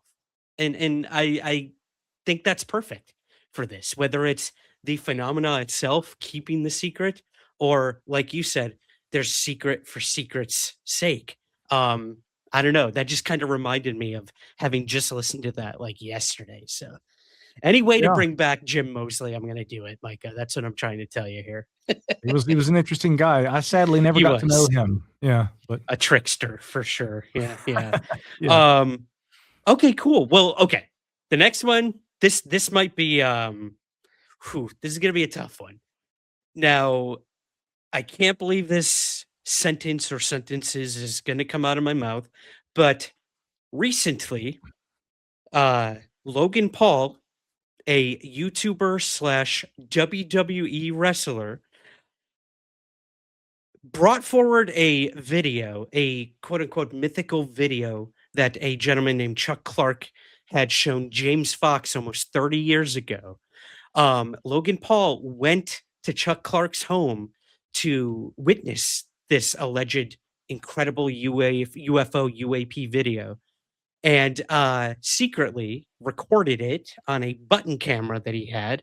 I guess presumably stole the video, had offered Chuck Clark $100,000 for the video after seeing it.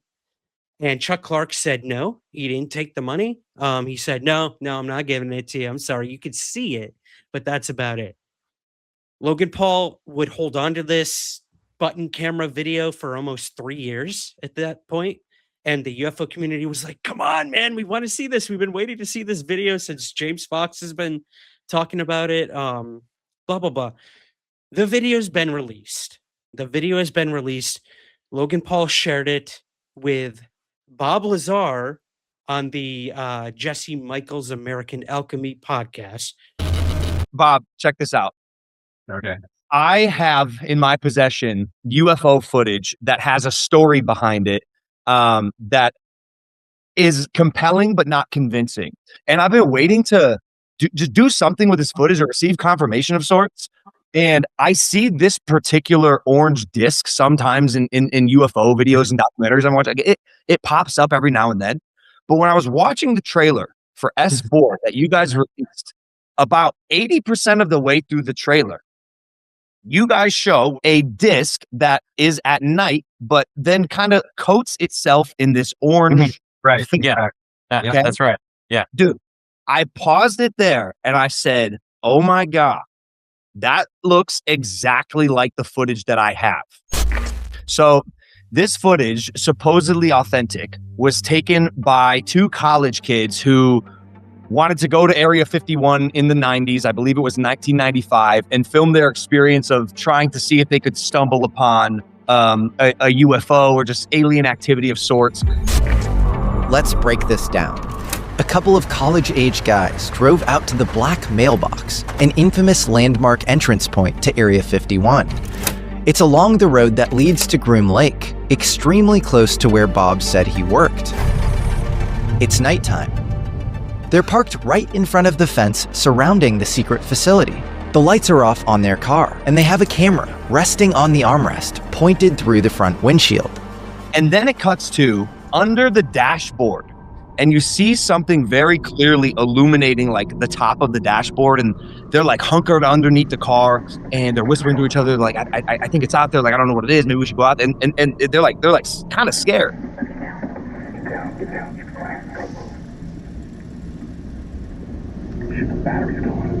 Then something appears just beyond the glass.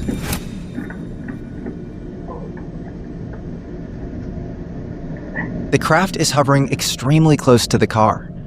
It's orange and slightly wobbling or undulating in place as if it's on a wave.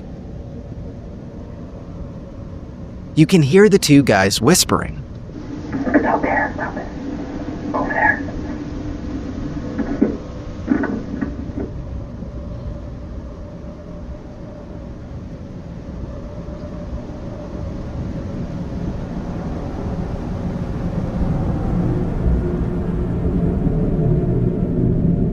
Yeah, that to me is exactly how it was described by Bob. It's exactly like your hand did. Your hand did. Yeah, this. it's moving the right way. Yeah, it's the right color and it's the right shape. So it makes it very compelling. The intensity of the light, there's something very, very bright that is affecting that. The dash is being lit. It's the dash of the vehicle, and the craft is above it. Right. And look at the intent. Here's the dash, and look at the intensity of the light that's going to happen here. Right. Whoa. There. Those are really. Yeah, you can, and it's fading in and out. Yeah, it's you moving can't fake that. You can see that it wobbles exactly But it wobbles. like your It film. wobbles. That's the important thing. Yeah, so it does comport with your video. It wobbles. It glows like that, in that color, in that shape. That's wild, dude. Yeah, I mean, that's wild. So now the world has seen the Chuck Clark UFO video. So that was way more than 2 sentences, but my question for you is, have you been following any of this story, convoluted story? What did you make of the release of the Chuck Clark UFO video? And is this even worth, having a conversation about on the UAP debrief? You asked about it earlier today, and I told you at that time I had not watched this video and had not been following that. And so, because you wanted to talk about it, I went and I looked at it, and I immediately became appraised of the reason why I hadn't been following this. We have been so conditioned, especially in the UAP community, to await the next big revelation. And it's to the point that it has become itself a sort of a meme. The next big thing, it's on the way. Right around the corner, folks. And, very seldom when people have sat there and told us that there's a big secret on the way, have there been actual goods delivered. And in the instances where they have been, once there was a final revelation and something comes out, it was usually, not always, but usually pretty underwhelming. This was one of those times. And I think that the lesson that has been learned here is, there's always going to be the group of people who think that, they're going to get something and I've got to put this out, but before I can put it out, I've got to hint at it, maybe for weeks or even several months, for whatever reason. And then once we finally put it out there, the buildup hopefully is going to propel this into the stratosphere. That usually doesn't end up happening. And I realized that in this case, it wasn't quite so much that. It was really more of somebody said that they had seen it. They tried to obtain the video. They couldn't because the initial, the person who had the video wouldn't release it. But again, James Fox, our friend and the filmmaker, he had seen this. And then when the video came out, he said, yeah, that appears to be the video that I'd seen too. But the rest of us are kind of watching the video and saying, well, what is that really? That could be almost anything. It's certainly not the best UFO film we've ever seen. I have seen some fairly good videos of UFOs and some pretty good photographs of UFOs, and many of them are available online. and people are so desperate to try and get the government to release the videos they have. But we've seen a bunch of them already, haven't we? And when we've seen those videos, I mean, usually those videos too are kind of underwhelming, and they leave a lot more to the imagination than the potential questions that they might answer. I mean, I would say one of the best videos, in my opinion, still to this day is the Tic Tac. And yet even that one is so very much, the kind of, Rorschach test, because the skeptics will still look at that object in the video and they'll say, well, that could be a couple of jets. That could just be a distant 747. The believers tend to say it is a vessel piloted by alien beings. Then there are some in the middle who try to say, well, what if it was an experimental drone? What if it was a kind of a balloon? My personal opinion is it appears to be an object in that video. It does not appear to be a distant aircraft like a jet or a 747. There appears to be clearly light reflecting off of the upper surface of the object and then shadowed portion beneath, which implies 3 dimensions. And of course, its general shape. It's not even like fuzzy. I mean, the video is fuzzy, but I mean, you can distinctively see a pill or a Tic Tac shape with those kinds of spatial qualities that give it a 3-dimensional appearance, light reflection, etc. There's an object right there. Mm-hmm. And again, it's very important to know the history. The history of ufology has described craft of that, that essential kind of shape and description for decades. Now, does that mean that the Tic Tac object is a alien spaceship? It does not. It absolutely does not. We don't know what that is, but I still think that's a pretty good video. It's a really good video by UFO standards. And yet, much like the infamous Patterson-Gimlin film from Bluff Creek, California, back in the 1960s that purportedly showed a female Sasquatch, in which now many are coming around to believing it was probably a hoax, and that's another discussion for another time.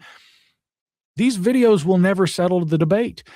Even the best video will never settle the debate. That is the big takeaway. So, it's unfortunate that yet again, the carrot's been dangled. This video's dropped. It's not what many people hoped it would be. I wouldn't have definitely would have tried to offer somebody $100,000 for this video. But like every video essentially that comes out, it's not going to be enough to move the needle. It just isn't. What will move the needle? I don't think that's going to be coming from the government anytime soon either. I think that's the whole message James Lacatski was trying to convey. Researchers, get out there and do research. Get out there and study the phenomenon. That's how we will move the needle. But this video sure as hell didn't. Amen. Amen, man. Yep, no video will ever do it. We did cover the Patterson-Gimlin thing on one of our live streams about the possible debunking of that and everything. And that documentary is going to make some waves when it eventually comes out to the public. And but you're right.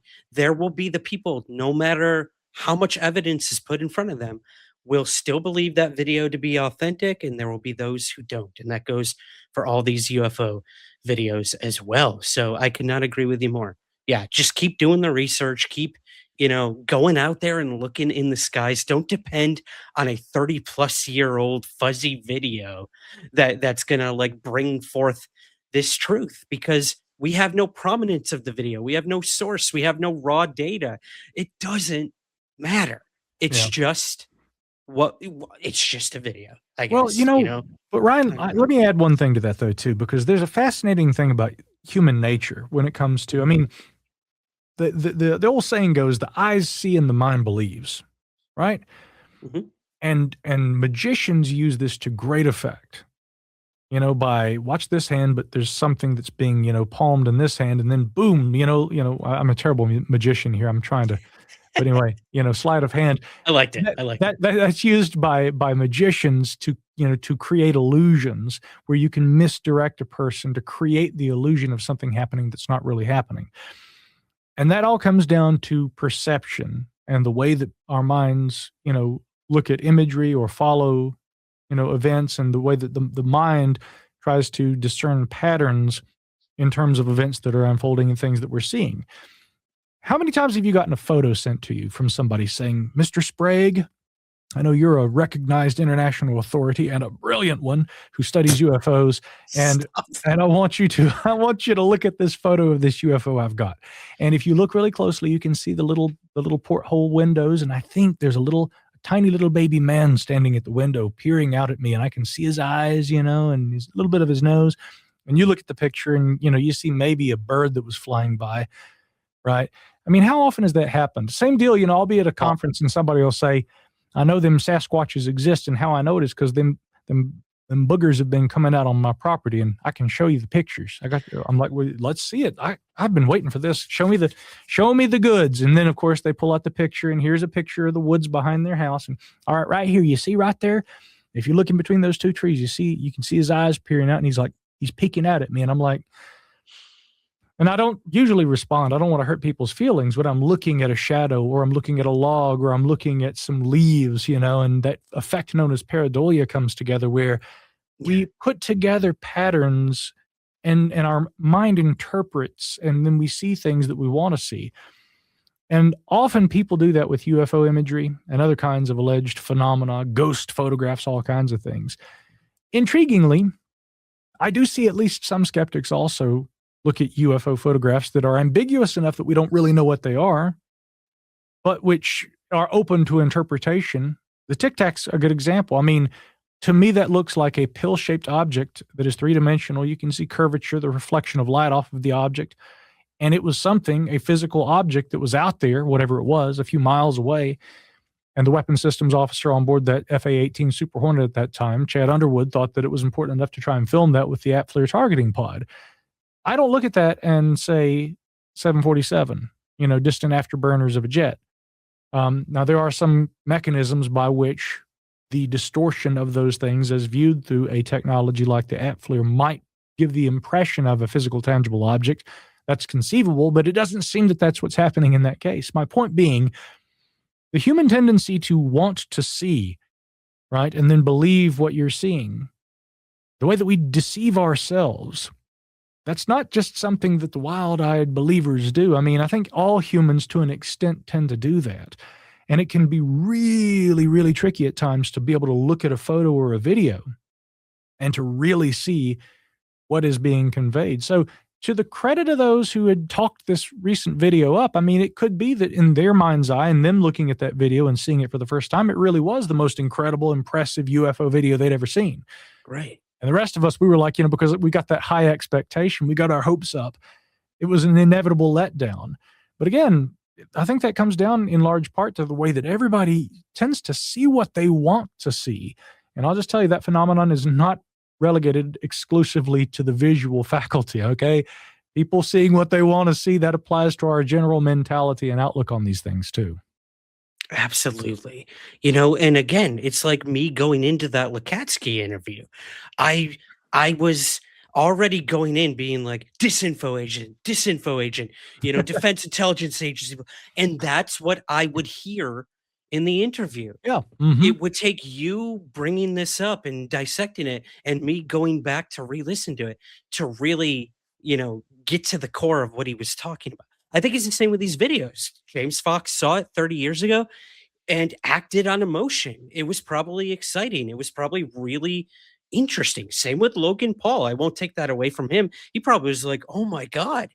But then upon review, and as time goes on, and the more you look at these things, you would hope that you would become a bit more critical of it. And I think you're right. I think that needs to be at the forefront, not so much emotion and like a want to see something, but like look at it and be humble enough to be like, I think I was wrong on that one. Well, but yet again, when this video leaked and I'm seeing people posting about it on Reddit, inevitably I'm seeing people say the grift is real. Here we go with the grift. And I'm like, that's become your default position. And half the people who use that term have never actually looked it up to try and actually, like, it generally essentially equates to small time swindling, like grifting.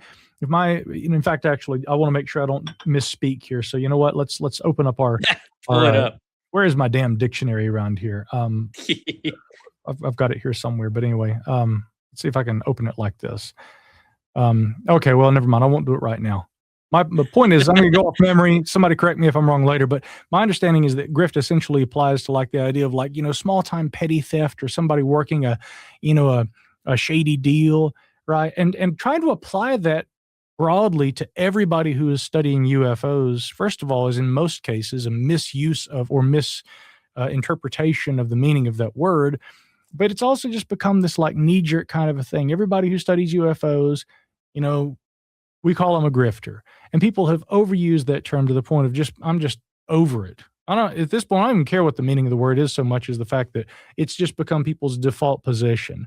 No, we don't have to call them grifters. The video was a letdown, but most of them are these days.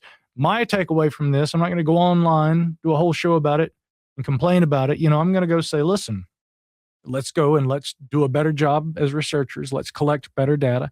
Once we have it, present better evidence. But let's just also remember that all too human tendency to want to see things and then believe what we've seen and then go fight about it on social media afterward. Yeah, exactly. Well, hey, I would love in just a moment to move over to Patreon and do some like quick fire questions that our Patreon subscribers had questions for you, Micah, if you don't mind. Yeah, for sure. Okay, cool. But there is one more topic I want to kind of cover with you on the main feed here in terms of like what's going on in the UFO world right now. And you did a fantastic episode, and I want to get the title here. People should definitely go back and listen. It was called Disinfo Wars, Fiction and Confusion in the UFO Disclosure Era. Now, we recently had a new documentary come out by director Luigi Ventitelli. I had him on the show to talk about it. As for the Bob Lazar story, Bob Lazar's back in the news, baby. It's 2026. Every 5 years or so, Bob Lazar rises from the ashes and becomes the big thing in ufology again. So without getting too deep into it and stuff, I'd love to know what you think about this resurgence of Bob Lazar, what you think now about Bob Lazar and his whole story, and how it might connect to this episode that you recently did about the disinfo wars and if there is any connection even. So yeah, I don't know how to navigate that one, but I'll let you try. Yeah, that's an interesting question, because on that episode that you're mentioning, I didn't mention Bob Lazar. I actually did not bring him up at all, and it's intriguing. Yeah, it's intriguing to think about. I know why you're asking that question in this regard, though. I mean, I think it's a very good and a very appropriate question. But for the benefit of your listeners, I'm clarifying that had not been a topic that was addressed. What I focused on that episode, of course, was the idea that there are a lot of ideas percolating in modern ufology, really the ones that are essentially leading much of the debate, and that everybody's out there getting fired up about, and they're fighting about on social media. And you're going to learn really quickly from a conversation with me like this that I don't have very much time for the silly debates that are always going on social media. Everybody's little gotcha documentaries and gotcha questions and gotcha posts and whatever the little flavor of the month controversy is. That's not where real research takes place. This is why I've retreated, and I have a database I've been building now for a couple of years of UAP reports, and I spend a lot of time, processing data and studying UAP data, and also resolving those cases, because a lot of them are basic, mundane things that can be resolved. But I mean, I study the phenomenon, not people's bickering. Now, there's a lot of bickering about Bob Lazar, and that's inevitable because he is a controversial figure, and he has been for a long time, and he always will be, unless at some point the proverbial flying saucer crashes and the whole truth comes out and it can no longer be denied. And they're going to be like, is that what you saw? And he's going to be like, that's exactly what I saw. It's the one I worked on, or that same model, right? That was the sport model. Lazar's tricky because I will acknowledge that the guy's story maybe hasn't at every, point along the long road of his, his great mythos. I mean, I don't think it's always been 100% rock solid and consistent. Many think it is. But it has been consistent enough that generally speaking, it seems very credible. And yet I have a lot of reservations about believing the story. And I say that with respect to, those who have chronicled the story and those who believe, everything he says. I have to treat Bob's story like I treat anything when it comes to, claims that circulate in the UAP community. And unfortunately, I have learned that just because a person sounds credible and they seem sincere when they're talking, that does not necessarily mean what they're saying is true. thinking again about James Lacatski, and again, knowing that he too has been a target of those very criticisms. Well, how do we know he's telling the truth? Again, we don't. We can only take him at his word. But I suspect, that when he's talking about, there are people out there who speak very authoritatively, and they, they're saying things, but those things aren't true. I don't know if he's talking about Lazar, but I mean, he's certainly talking about that very same phenomenon, that people can seem very convincing and very sincere, and they can lie to your face. I've had them do it to me. And I've had people tell me stories over the years that I've not been able to verify, but they will tell me something in proximity to another truth that can be verified. And it will seem, therefore, that the first, more extraordinary claim is true based on the second thing they say. And that's a trap that people often fall into. And I'm actually specifically talking about certain claims that have been made to me over the years that seem to almost verify some of what Lazar has said. So, and the same applies to Lazar in the sense that, I think one of the justifications for the truth of his narrative is that, he says things about flying saucers, but then he'll say something about Los Alamos and, who worked down there at the main desk when you were entering the place, or, who was scanning the radiation badges or whatever. And there will be some true elements that can be confirmed. And therefore people will say, well, if we can confirm all these things, then his story must be true. If I've got the PDF open here, let me see if I do. Jacques Vallée, back in his book, Revelations, there was something in the chapter that he wrote about Area 51 that talks about this. And in that chapter, I think it's chapter 3 of Revelations on Area 51, there's this section at the end called 7 Pitfalls. I might do a show about this at some point in the next few days, because this is a really important thing to talk about. Pitfall number 1, he calls the transvisity of strangeness. And he says, we're all prone to this fallacy, which works as follows. Someone makes an extremely strange statement we will call A. And for instance, A could be the assertion, I am in contact with an extraterrestrial civilization. When challenged to prove this assertion, the subject will make a second very strange statement we will call B. For instance, he or she might say, they have given me the power to bend your spoon just by thinking about it. Well, so naturally, he says, you'll challenge this second assertion by saying something like, oh yeah, we'll prove it, wise guy. And then in the next few minutes, they proceed to turn your spoon from a treasured heirloom into a pitiful, useless, unrecognizable shred of twisted metal. Point being, when you see him prove the second claim, you're like, my gosh, well, he was telling the truth. And then you believe point A, which remains either unproven, if not entirely unprovable. So again, as Vallée pointed out at that time, a truly independent thinker, on the contrary, would have realized the fallacy. The subject has only demonstrated assertion B, namely the fact that he could bend your spoon. Anyway, we could talk about this all day, but these points, that, falling into that trap of thinking that, if we can prove one little aspect of their story, they're vindicated. It's not always that simple. And so that's the thing with Bob Lazar for me. I want to believe the guy, but I don't know that I have seen enough data that can verify his core claims. Now, certainly there are some things that he has said that have been verified, but I can't use that as a justification for believing the rest of the story, right? I can't fall into that transvisity of strangeness fallacy that Vallée warned us about, but often, all too often, people do.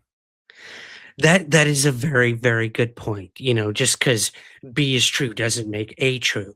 I would argue, however, respectfully, and I talked to Luigi Ventitelli about this, and maybe he's a little biased.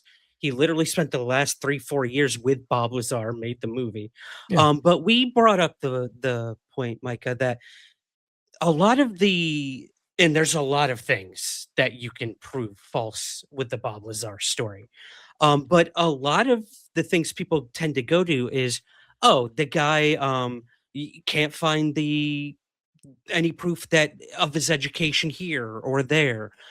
He was arrested 3 times. He had a brothel at one point. Like this, that. He lied about this.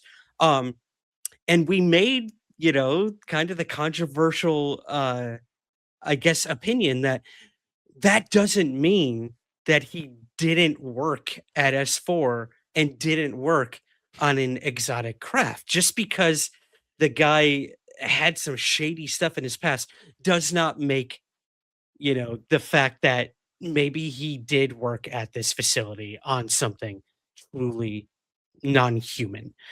So, again, we could go back and forth on that all day long. I change my mind about Lazar every single day. It depends on how much coffee I've had when I wake up in the morning, or which way the wind's blowing. But it's interesting. Lazar's an interesting guy, and if we could just get him before Congress, that's what I would truly Well, I'll just say this, I can't tell you if what he said is true or not. I can tell you this, though. Just because he's sitting there speaking before members of Congress doesn't necessarily mean that what he's saying is true, right? But again, let me be clear. I want to believe him. I do. I really want to believe Bob Lazar. I just have tried to learn over the years not to give in to my desire to believe. And unfortunately, I've had to learn I have to keep people like that at arm's length. I hope maybe at some point I'll have an opportunity to meet Bob and talk with him myself. But I don't even think that a conversation or spending a few years talking with Bob would be enough to verify his claims. We need more than that. And we have to understand and respect that process of verification is often more complex than just, I don't know, he tells a really good story and I want to believe it. That's kind of where I have to, stay with Bob. I'm like you. I've gone back and forth, but I think I try to maintain that kind of middle of the road attitude about things. Yep. A lot of people can tell a lot of good stories. That's for damn sure in this topic, man. Well, hey, I'm going to ask you a few more, I guess, personal questions from our patrons over on Patreon in just a little bit more. But before we leave the main feed here, I got to ask, is there anything we didn't tackle that you think people should be focusing on moving forward with UAP, or did we cover everything you kind of wanted to get out to our audience here? I'll throw one more in really quickly, if I may, and Please, then we can, before we jump over to the Patreon, there's been so much discussion recently about missing scientists, right? Yes. A string of mysterious deaths and disappearances involves some of the nation's top scientific minds. The most recent case involves William Neal McCaslin, a retired Air Force general who left his New Mexico home and has not been seen since. He is the 9th high-level researcher to vanish or die. While some cases involve clear foul play, others are a mystery, fueling speculation about whether the specialists were targeted due to their proximity to sensitive government data. Now, I don't know if there is indeed continuity between the, disappearances, and if all of these people, some aspect of their work was connected and they're being, they're vanishing, or some are dying under mysterious circumstances. I don't know. I do know that debate began after the very controversial disappearance of Major General William Neal McCaslin. And I recently had to say on my show, and I've talked a bit off the microphone about this, that, there is a tendency to want to spot patterns and see connections between events that seem like they are related. We have to also remind ourselves that correlation does not necessarily mean causation or causality. There doesn't necessarily mean that there's a causal relationship between events just because there appears to be a correlation. Mm-hmm. When Neal McCaslin disappeared, it was weird. And yes, he had been an advisor to Tom DeLonge, and they had gone to meet John Podesta back in, I think, 2016 during that very contentious election year. And when he went missing, it was weird.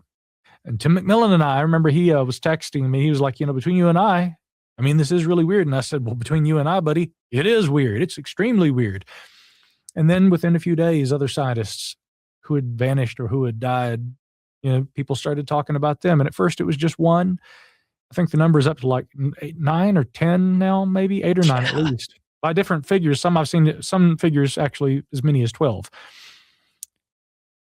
Based on national crime statistics, again, and this is all just me just doing on the spot math, but I did a quick proportion. I don't feel like there's a lot of statistical significance that can be assigned to the current number of deaths. And furthermore, these deaths and disappearances, noting that there are differences between people who have actually gone missing and then those who were actually either killed or who died, right. Totally different on a case-for-case basis circumstances involving what led to we'll just call the removal of these individuals from the circumstances. And over at least a 2-year period, but depending on how many new names have been added to that list, that temporally may have been extended even beyond 2 years. I would caution people deeply about, assuming, well, these scientists are all going missing and therefore there must be some connection, and they all must be connected. Tragically, we finally got the 911 audio from Major General McCaslin's wife to the 911 dispatch the other day. And there was some additional information conveyed in that. You've heard this by now, I'm sure? Yeah, it was heartbreaking to listen to. This is April. How may I help you? Hi, April. My name is Susan Wilkerson. My husband is missing.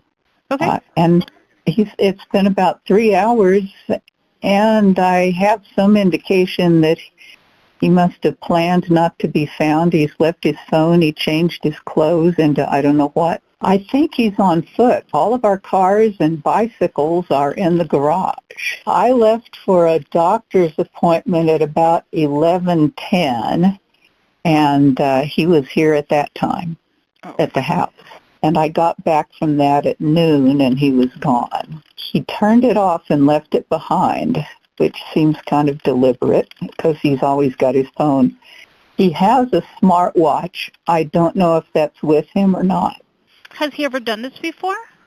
Never. Nothing even remotely like it. He's a retired Air Force Major General. He's very responsible, but he's also facing some medical issues. Do you have any video at your home? No. Has he been diagnosed with any mental disorders or anything like that? Well, we've been seeing a doc for both physical and mental in terms of anxiety, short-term memory loss, lack of sleep. The same doc I went to see today. Does he carry any weapons on him? Well, not generally. He does have a gun safe, and I went to look in the gun safe to see if anything was missing, but I couldn't tell if anything was. He has quite a number of pistols and rifles. Other than saying if his brain and body keep deteriorating, he didn't want to live like that. But it seemed to me that was just a, man, I hate how this is going kind of thing, because I told him, yes, you do. Yes, you do. Okay. We're going to send some deputies up to talk to you, see if we can search a little bit and see what's going on, okay? Sure. Thank you very much. You're welcome. Based on what we know and what she conveys, and having, again, told the dispatcher that, we'd had some conversations and he'd been saying, if things keep going this way, seemingly talking about, I think his memory and some problems he had begun to experience. He had seemed to make some statements that she conveyed to the dispatcher that were strongly suggestive of why he may have left the residence without his personal belongings and opted to take a gun with him. That's heartbreaking. And meeting our fate and the challenge of being a human and getting to a point in your life, as many do, ultimately we all pass from this earth. But, when we're faced with our mortality and questions about it, everybody reacts differently. In my opinion, that is a circumstance that family has to be able to cope with on their own terms. And it's tragic, but it's deeply personal.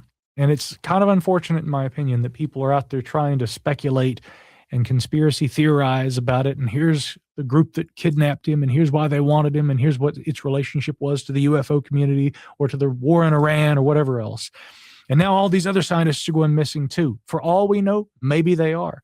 But personally, I haven't seen enough convincing evidence that distinctively links or gives me clear evidence of a connection between those missing scientists. And I know that there are going to be people who will dispute that. I'm going to be the UFO bad man for saying this.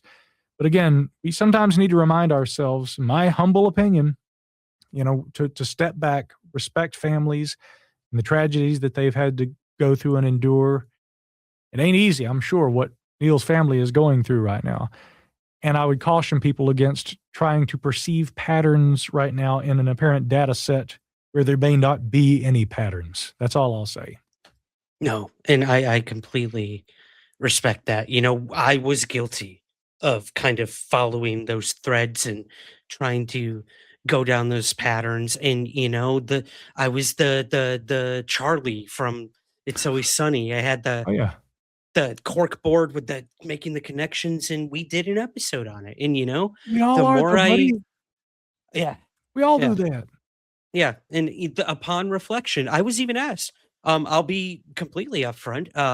The interview that I did with Stephen Diener, the Unidentified Alien podcast, came out today, and we talked all about past cases and stuff like that, you know, your Tarans, your Rendleshams, all that. But he wanted me on the show to talk all about the McCaslin, Wright-Patterson connections, all the murders and missing people, because I had come out with an episode about it. And I thought about it, Micah, and I was like, no, I can't do it. To the point where I'm thinking of taking the episode down. Well, You know, and people will say like, "Oh, you already got all the downloads, doesn't matter at this point." But the more I think about it, it's hard because we want this all to be true. And like you said earlier, going back to that want to believe, we want to believe Wright-Patterson has been holding all the secrets and McCaslin was in charge of all of it. And this is what's going on right now. But he has a wife, he has kids. These other missing people have families. Like, we have to keep that in mind when it comes to these conspiracies we concoct in our minds in the UFO field. We do. And, you know, to your credit, I wouldn't take the episode down. You know, do exactly what you're doing right now. Issue a statement. Tell people, look, you know, okay, I changed my opinion and here's why. I mean, I had to challenge myself to look at this differently. Make of it a educational moment, right? Yeah. That you can use to convey to other people. And, you know, Ryan, you're brave to do that. I've got to say, being the person who pours cold water on those conspiracy theories, it will never make you popular. Trust me. I get, you know, I mean, there are a lot of people who are very kind with their feedback to me, but I get a lot of pushback from people, you know, and you're part of the conspiracy. And that's going to happen, unfortunately. On the other side of that, too, as you know, I was attacked by Wikipedia editors a while back, the same ones that have gone after Chris Mellon and others, and have engaged at times in some fairly shady behavior. And their judgment against me, of course, had been exactly the opposite of the conspiracy theorists. When I get that pushback and they say I'm part of the cover-up, I mean, if you believed what these conspiracy theorists said, it's hilarious to see the Wikipedia people in their argument because, and again, there's a lot of absolutely silly information. There's straw man arguments. There's some non-factual information, misspelled information, you know, contradictory arguments used against me in my publication, The Debrief, because they wanted to try and build a case for our removal. And one of the hilarious ones was they literally cited an article and said they have a whole section on their website about UFOs. And they said, look at this trash. And the person, one of the other editors goes, of all articles, why would you use that as an argument against what they're doing with UFOs? That article was debunking the case in question. And the other editors just said, well, but I mean, our point is that they write about UFOs. And it's like, so it doesn't matter if we debunk occasional nonsense. Because we write about UFOs, we're part of the problem. My point in bringing that up, I get it from both sides. And what I have noticed is that whether it's conspiracy theorists who want to just see patterns, or sometimes it's quote unquote big S skeptics, people who don't really think for themselves, but who toe a certain line and get their information from certain sources, and therefore they become as ideological or more so than the conspiracy theorists, and they form judgments and opinions of people based on that rather than the facts. I have to give all these people a little bit of grace because I know it's our human nature to do that. But rather than doubling down and never changing and engaging in self-delusion, and at times, sometimes even, you know, potentially dangerous behavior, right? When human ideology drives what we believe instead of truth, the best thing you can do is just acknowledge it and say, hey, here's what I learned from this. Here's why I changed my mind. And I might not convince everybody out there, but my hope is that everyone will listen to why I changed my mind, and maybe you'll consider reevaluating your position too. It's far more those who are brave enough to do that than what the Wikipedia editors or the conspiracy theorists will do, right? So we here in the middle will take our stand. But again, I think it's very brave of you to do that, Ryan, and I appreciate you doing that. Oh, not at all, man. It's just, you're right. I wasn't expecting this episode to be life lessons with Micah, but it truly is, man. And I love it. I love it. And I think that's important to have these conversations because it does make you reflect on a lot of things. And we've done a lot of that tonight. So I'm so happy with this kind of inaugural series that I have thrust upon you without your consent or knowledge, the UAP Debrief. And I thought it was a fantastic and successful way to start this series, kind of just catching people up on what's going on in the UFO world with a very rational individual who does stay in the middle. And I think that is what is most important and what I've respected for over a decade of the work that you do. So, of course, I got to ask you, what comes next? What are you working on over at the Debrief with your personal podcasts and all of that? And yeah, hit us with all of that before we head over to Patreon, if you don't mind. Yeah, sure. Of course, we're still reporting on science, technology, space, and disruptive breakthroughs in science over at the Debrief. When and where there is credible UAP reporting, we will engage in that too. A lot of people ask, where are all the UFO articles? Well, first of all, that was never the only thing that we reported on. Right. Unfortunately, there's also a lot of stuff out there that I don't think warrants reporting on. There are some issues that do. And when and where it's warranted, we'll jump on those stories. There are some stories that we have not covered recently only because I think they're still developing. And it's very easy to jump out there and just be an advocate and say, oh, look at what this study found or this researcher claims. We like to try and take the between the tortoise and the hare, we would definitely be the tortoise. And I know that really annoys people, but we try to watch a story develop and then report quality and a balanced perspective. And sometimes that takes time, but we'll always try to do that there at the Debrief. Now, as far as explicit UAP interest in my own UAP research, I've got a couple of projects that I'm working on right now, probably too many, but I do have a couple. I'm not going to make any kind of big announcements about that just yet, but maybe there'll be something to announce since you voluntold me about this series, which I'm happy to do, but maybe I'll have some updates about some of those new projects. One I will mention that's ongoing and that's already known, the UAP Sightings Reporting System, which is available at uapsightings.org. I'm not the first guy to come along and start collecting UAP sightings reports. And in fact, a quick hat tip to a couple of people who've done that for years. Of course, Peter Davenport, following the work of Robert Gribble that began way back in the 1970s, but Peter Davenport's been running the National UFO Reporting Center for decades. And in addition to collecting UAP reports, crucially of importance, he also does evaluations. He doesn't just throw them in a database and put them up there, then run statistical analysis and say, look at all the UAP data we have. Unfortunately, some groups do this. I won't name names, but Davenport will tell you there was a rocket launch that occurred on that day, right? I've been doing as much of that as I can with the data we've been collecting at the UAP Sightings Reporting System. And I invite people, if they've seen something, to consider logging a report. And sometimes there's enough data that we can solve UAP cases. But that is an important part of UAP investigation. Yes. Not everything that everyone sees that they think is a UFO is indeed a UFO, but some might be. And so what we got to do is we got to collect that data and we've got to honestly, scientifically evaluate and separate the proverbial wheat from the chaff. So I've been doing that since early 2024.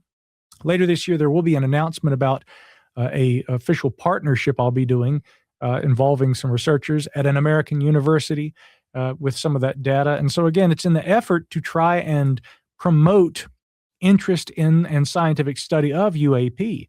Just to be clear, there are no ads on that website. I don't, make money off of the UAP Sightings Reporting System. I actually pay, quite a lot every month just to keep that site running because there are several components and online services that I pay for out of pocket just to keep it running. I do that as a service to the public. Call me a grifter if you want for paying out of pocket to have a database so that I can supply information and then we can pay a grad student to actually do quality statistical analysis. I know somebody will, but my point is, that's very much a labor of love. And it is my personal conviction, Ryan, that kind of work is where we're going to advance our knowledge of this phenomenon. And so that's where I put a lot of my time, effort, and energy. So people who have seen something in the skies and they'd like to contribute to that citizen science project, you can head over to uapsightings.org, fill out a report, or send me a direct email. There's an email there on the website. If you've got video and imagery, that will help too. Send along as much data as you can. And for those who would prefer not to have their names mentioned, we can guarantee, in fact, as a standard practice, we don't include the names of individuals, although some people are like, it's okay, I don't mind if you tell my name.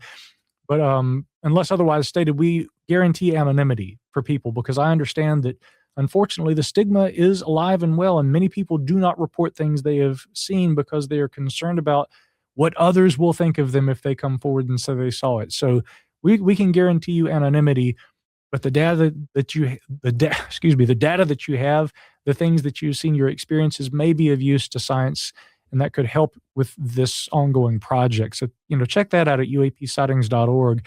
And then finally, everything else you can find of mine at micahhanks.com, the podcasts, everything else. So let's see, debrief.org, uapsightings.org, micahhanks.com.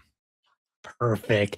We'll link to everything. And yes, a lot of people don't think that witness testimony and reports are data, but they clearly are. We would be nowhere without witnesses. So I commend this huge undertaking that you have, and it will be extremely beneficial to scientists and other organizations as well. So yeah, that's amazing, man. I love that. I can't wait for everything. Again, link in the show notes for everything Micah's up to, guys. So check that out.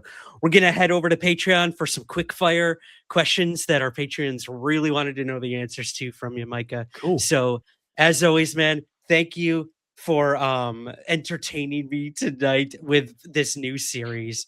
And I cannot wait to do it with you again, brother. So thanks for joining me on Somewhere in the Skies. My pleasure as always, man. Keep those eyes on the skies, right?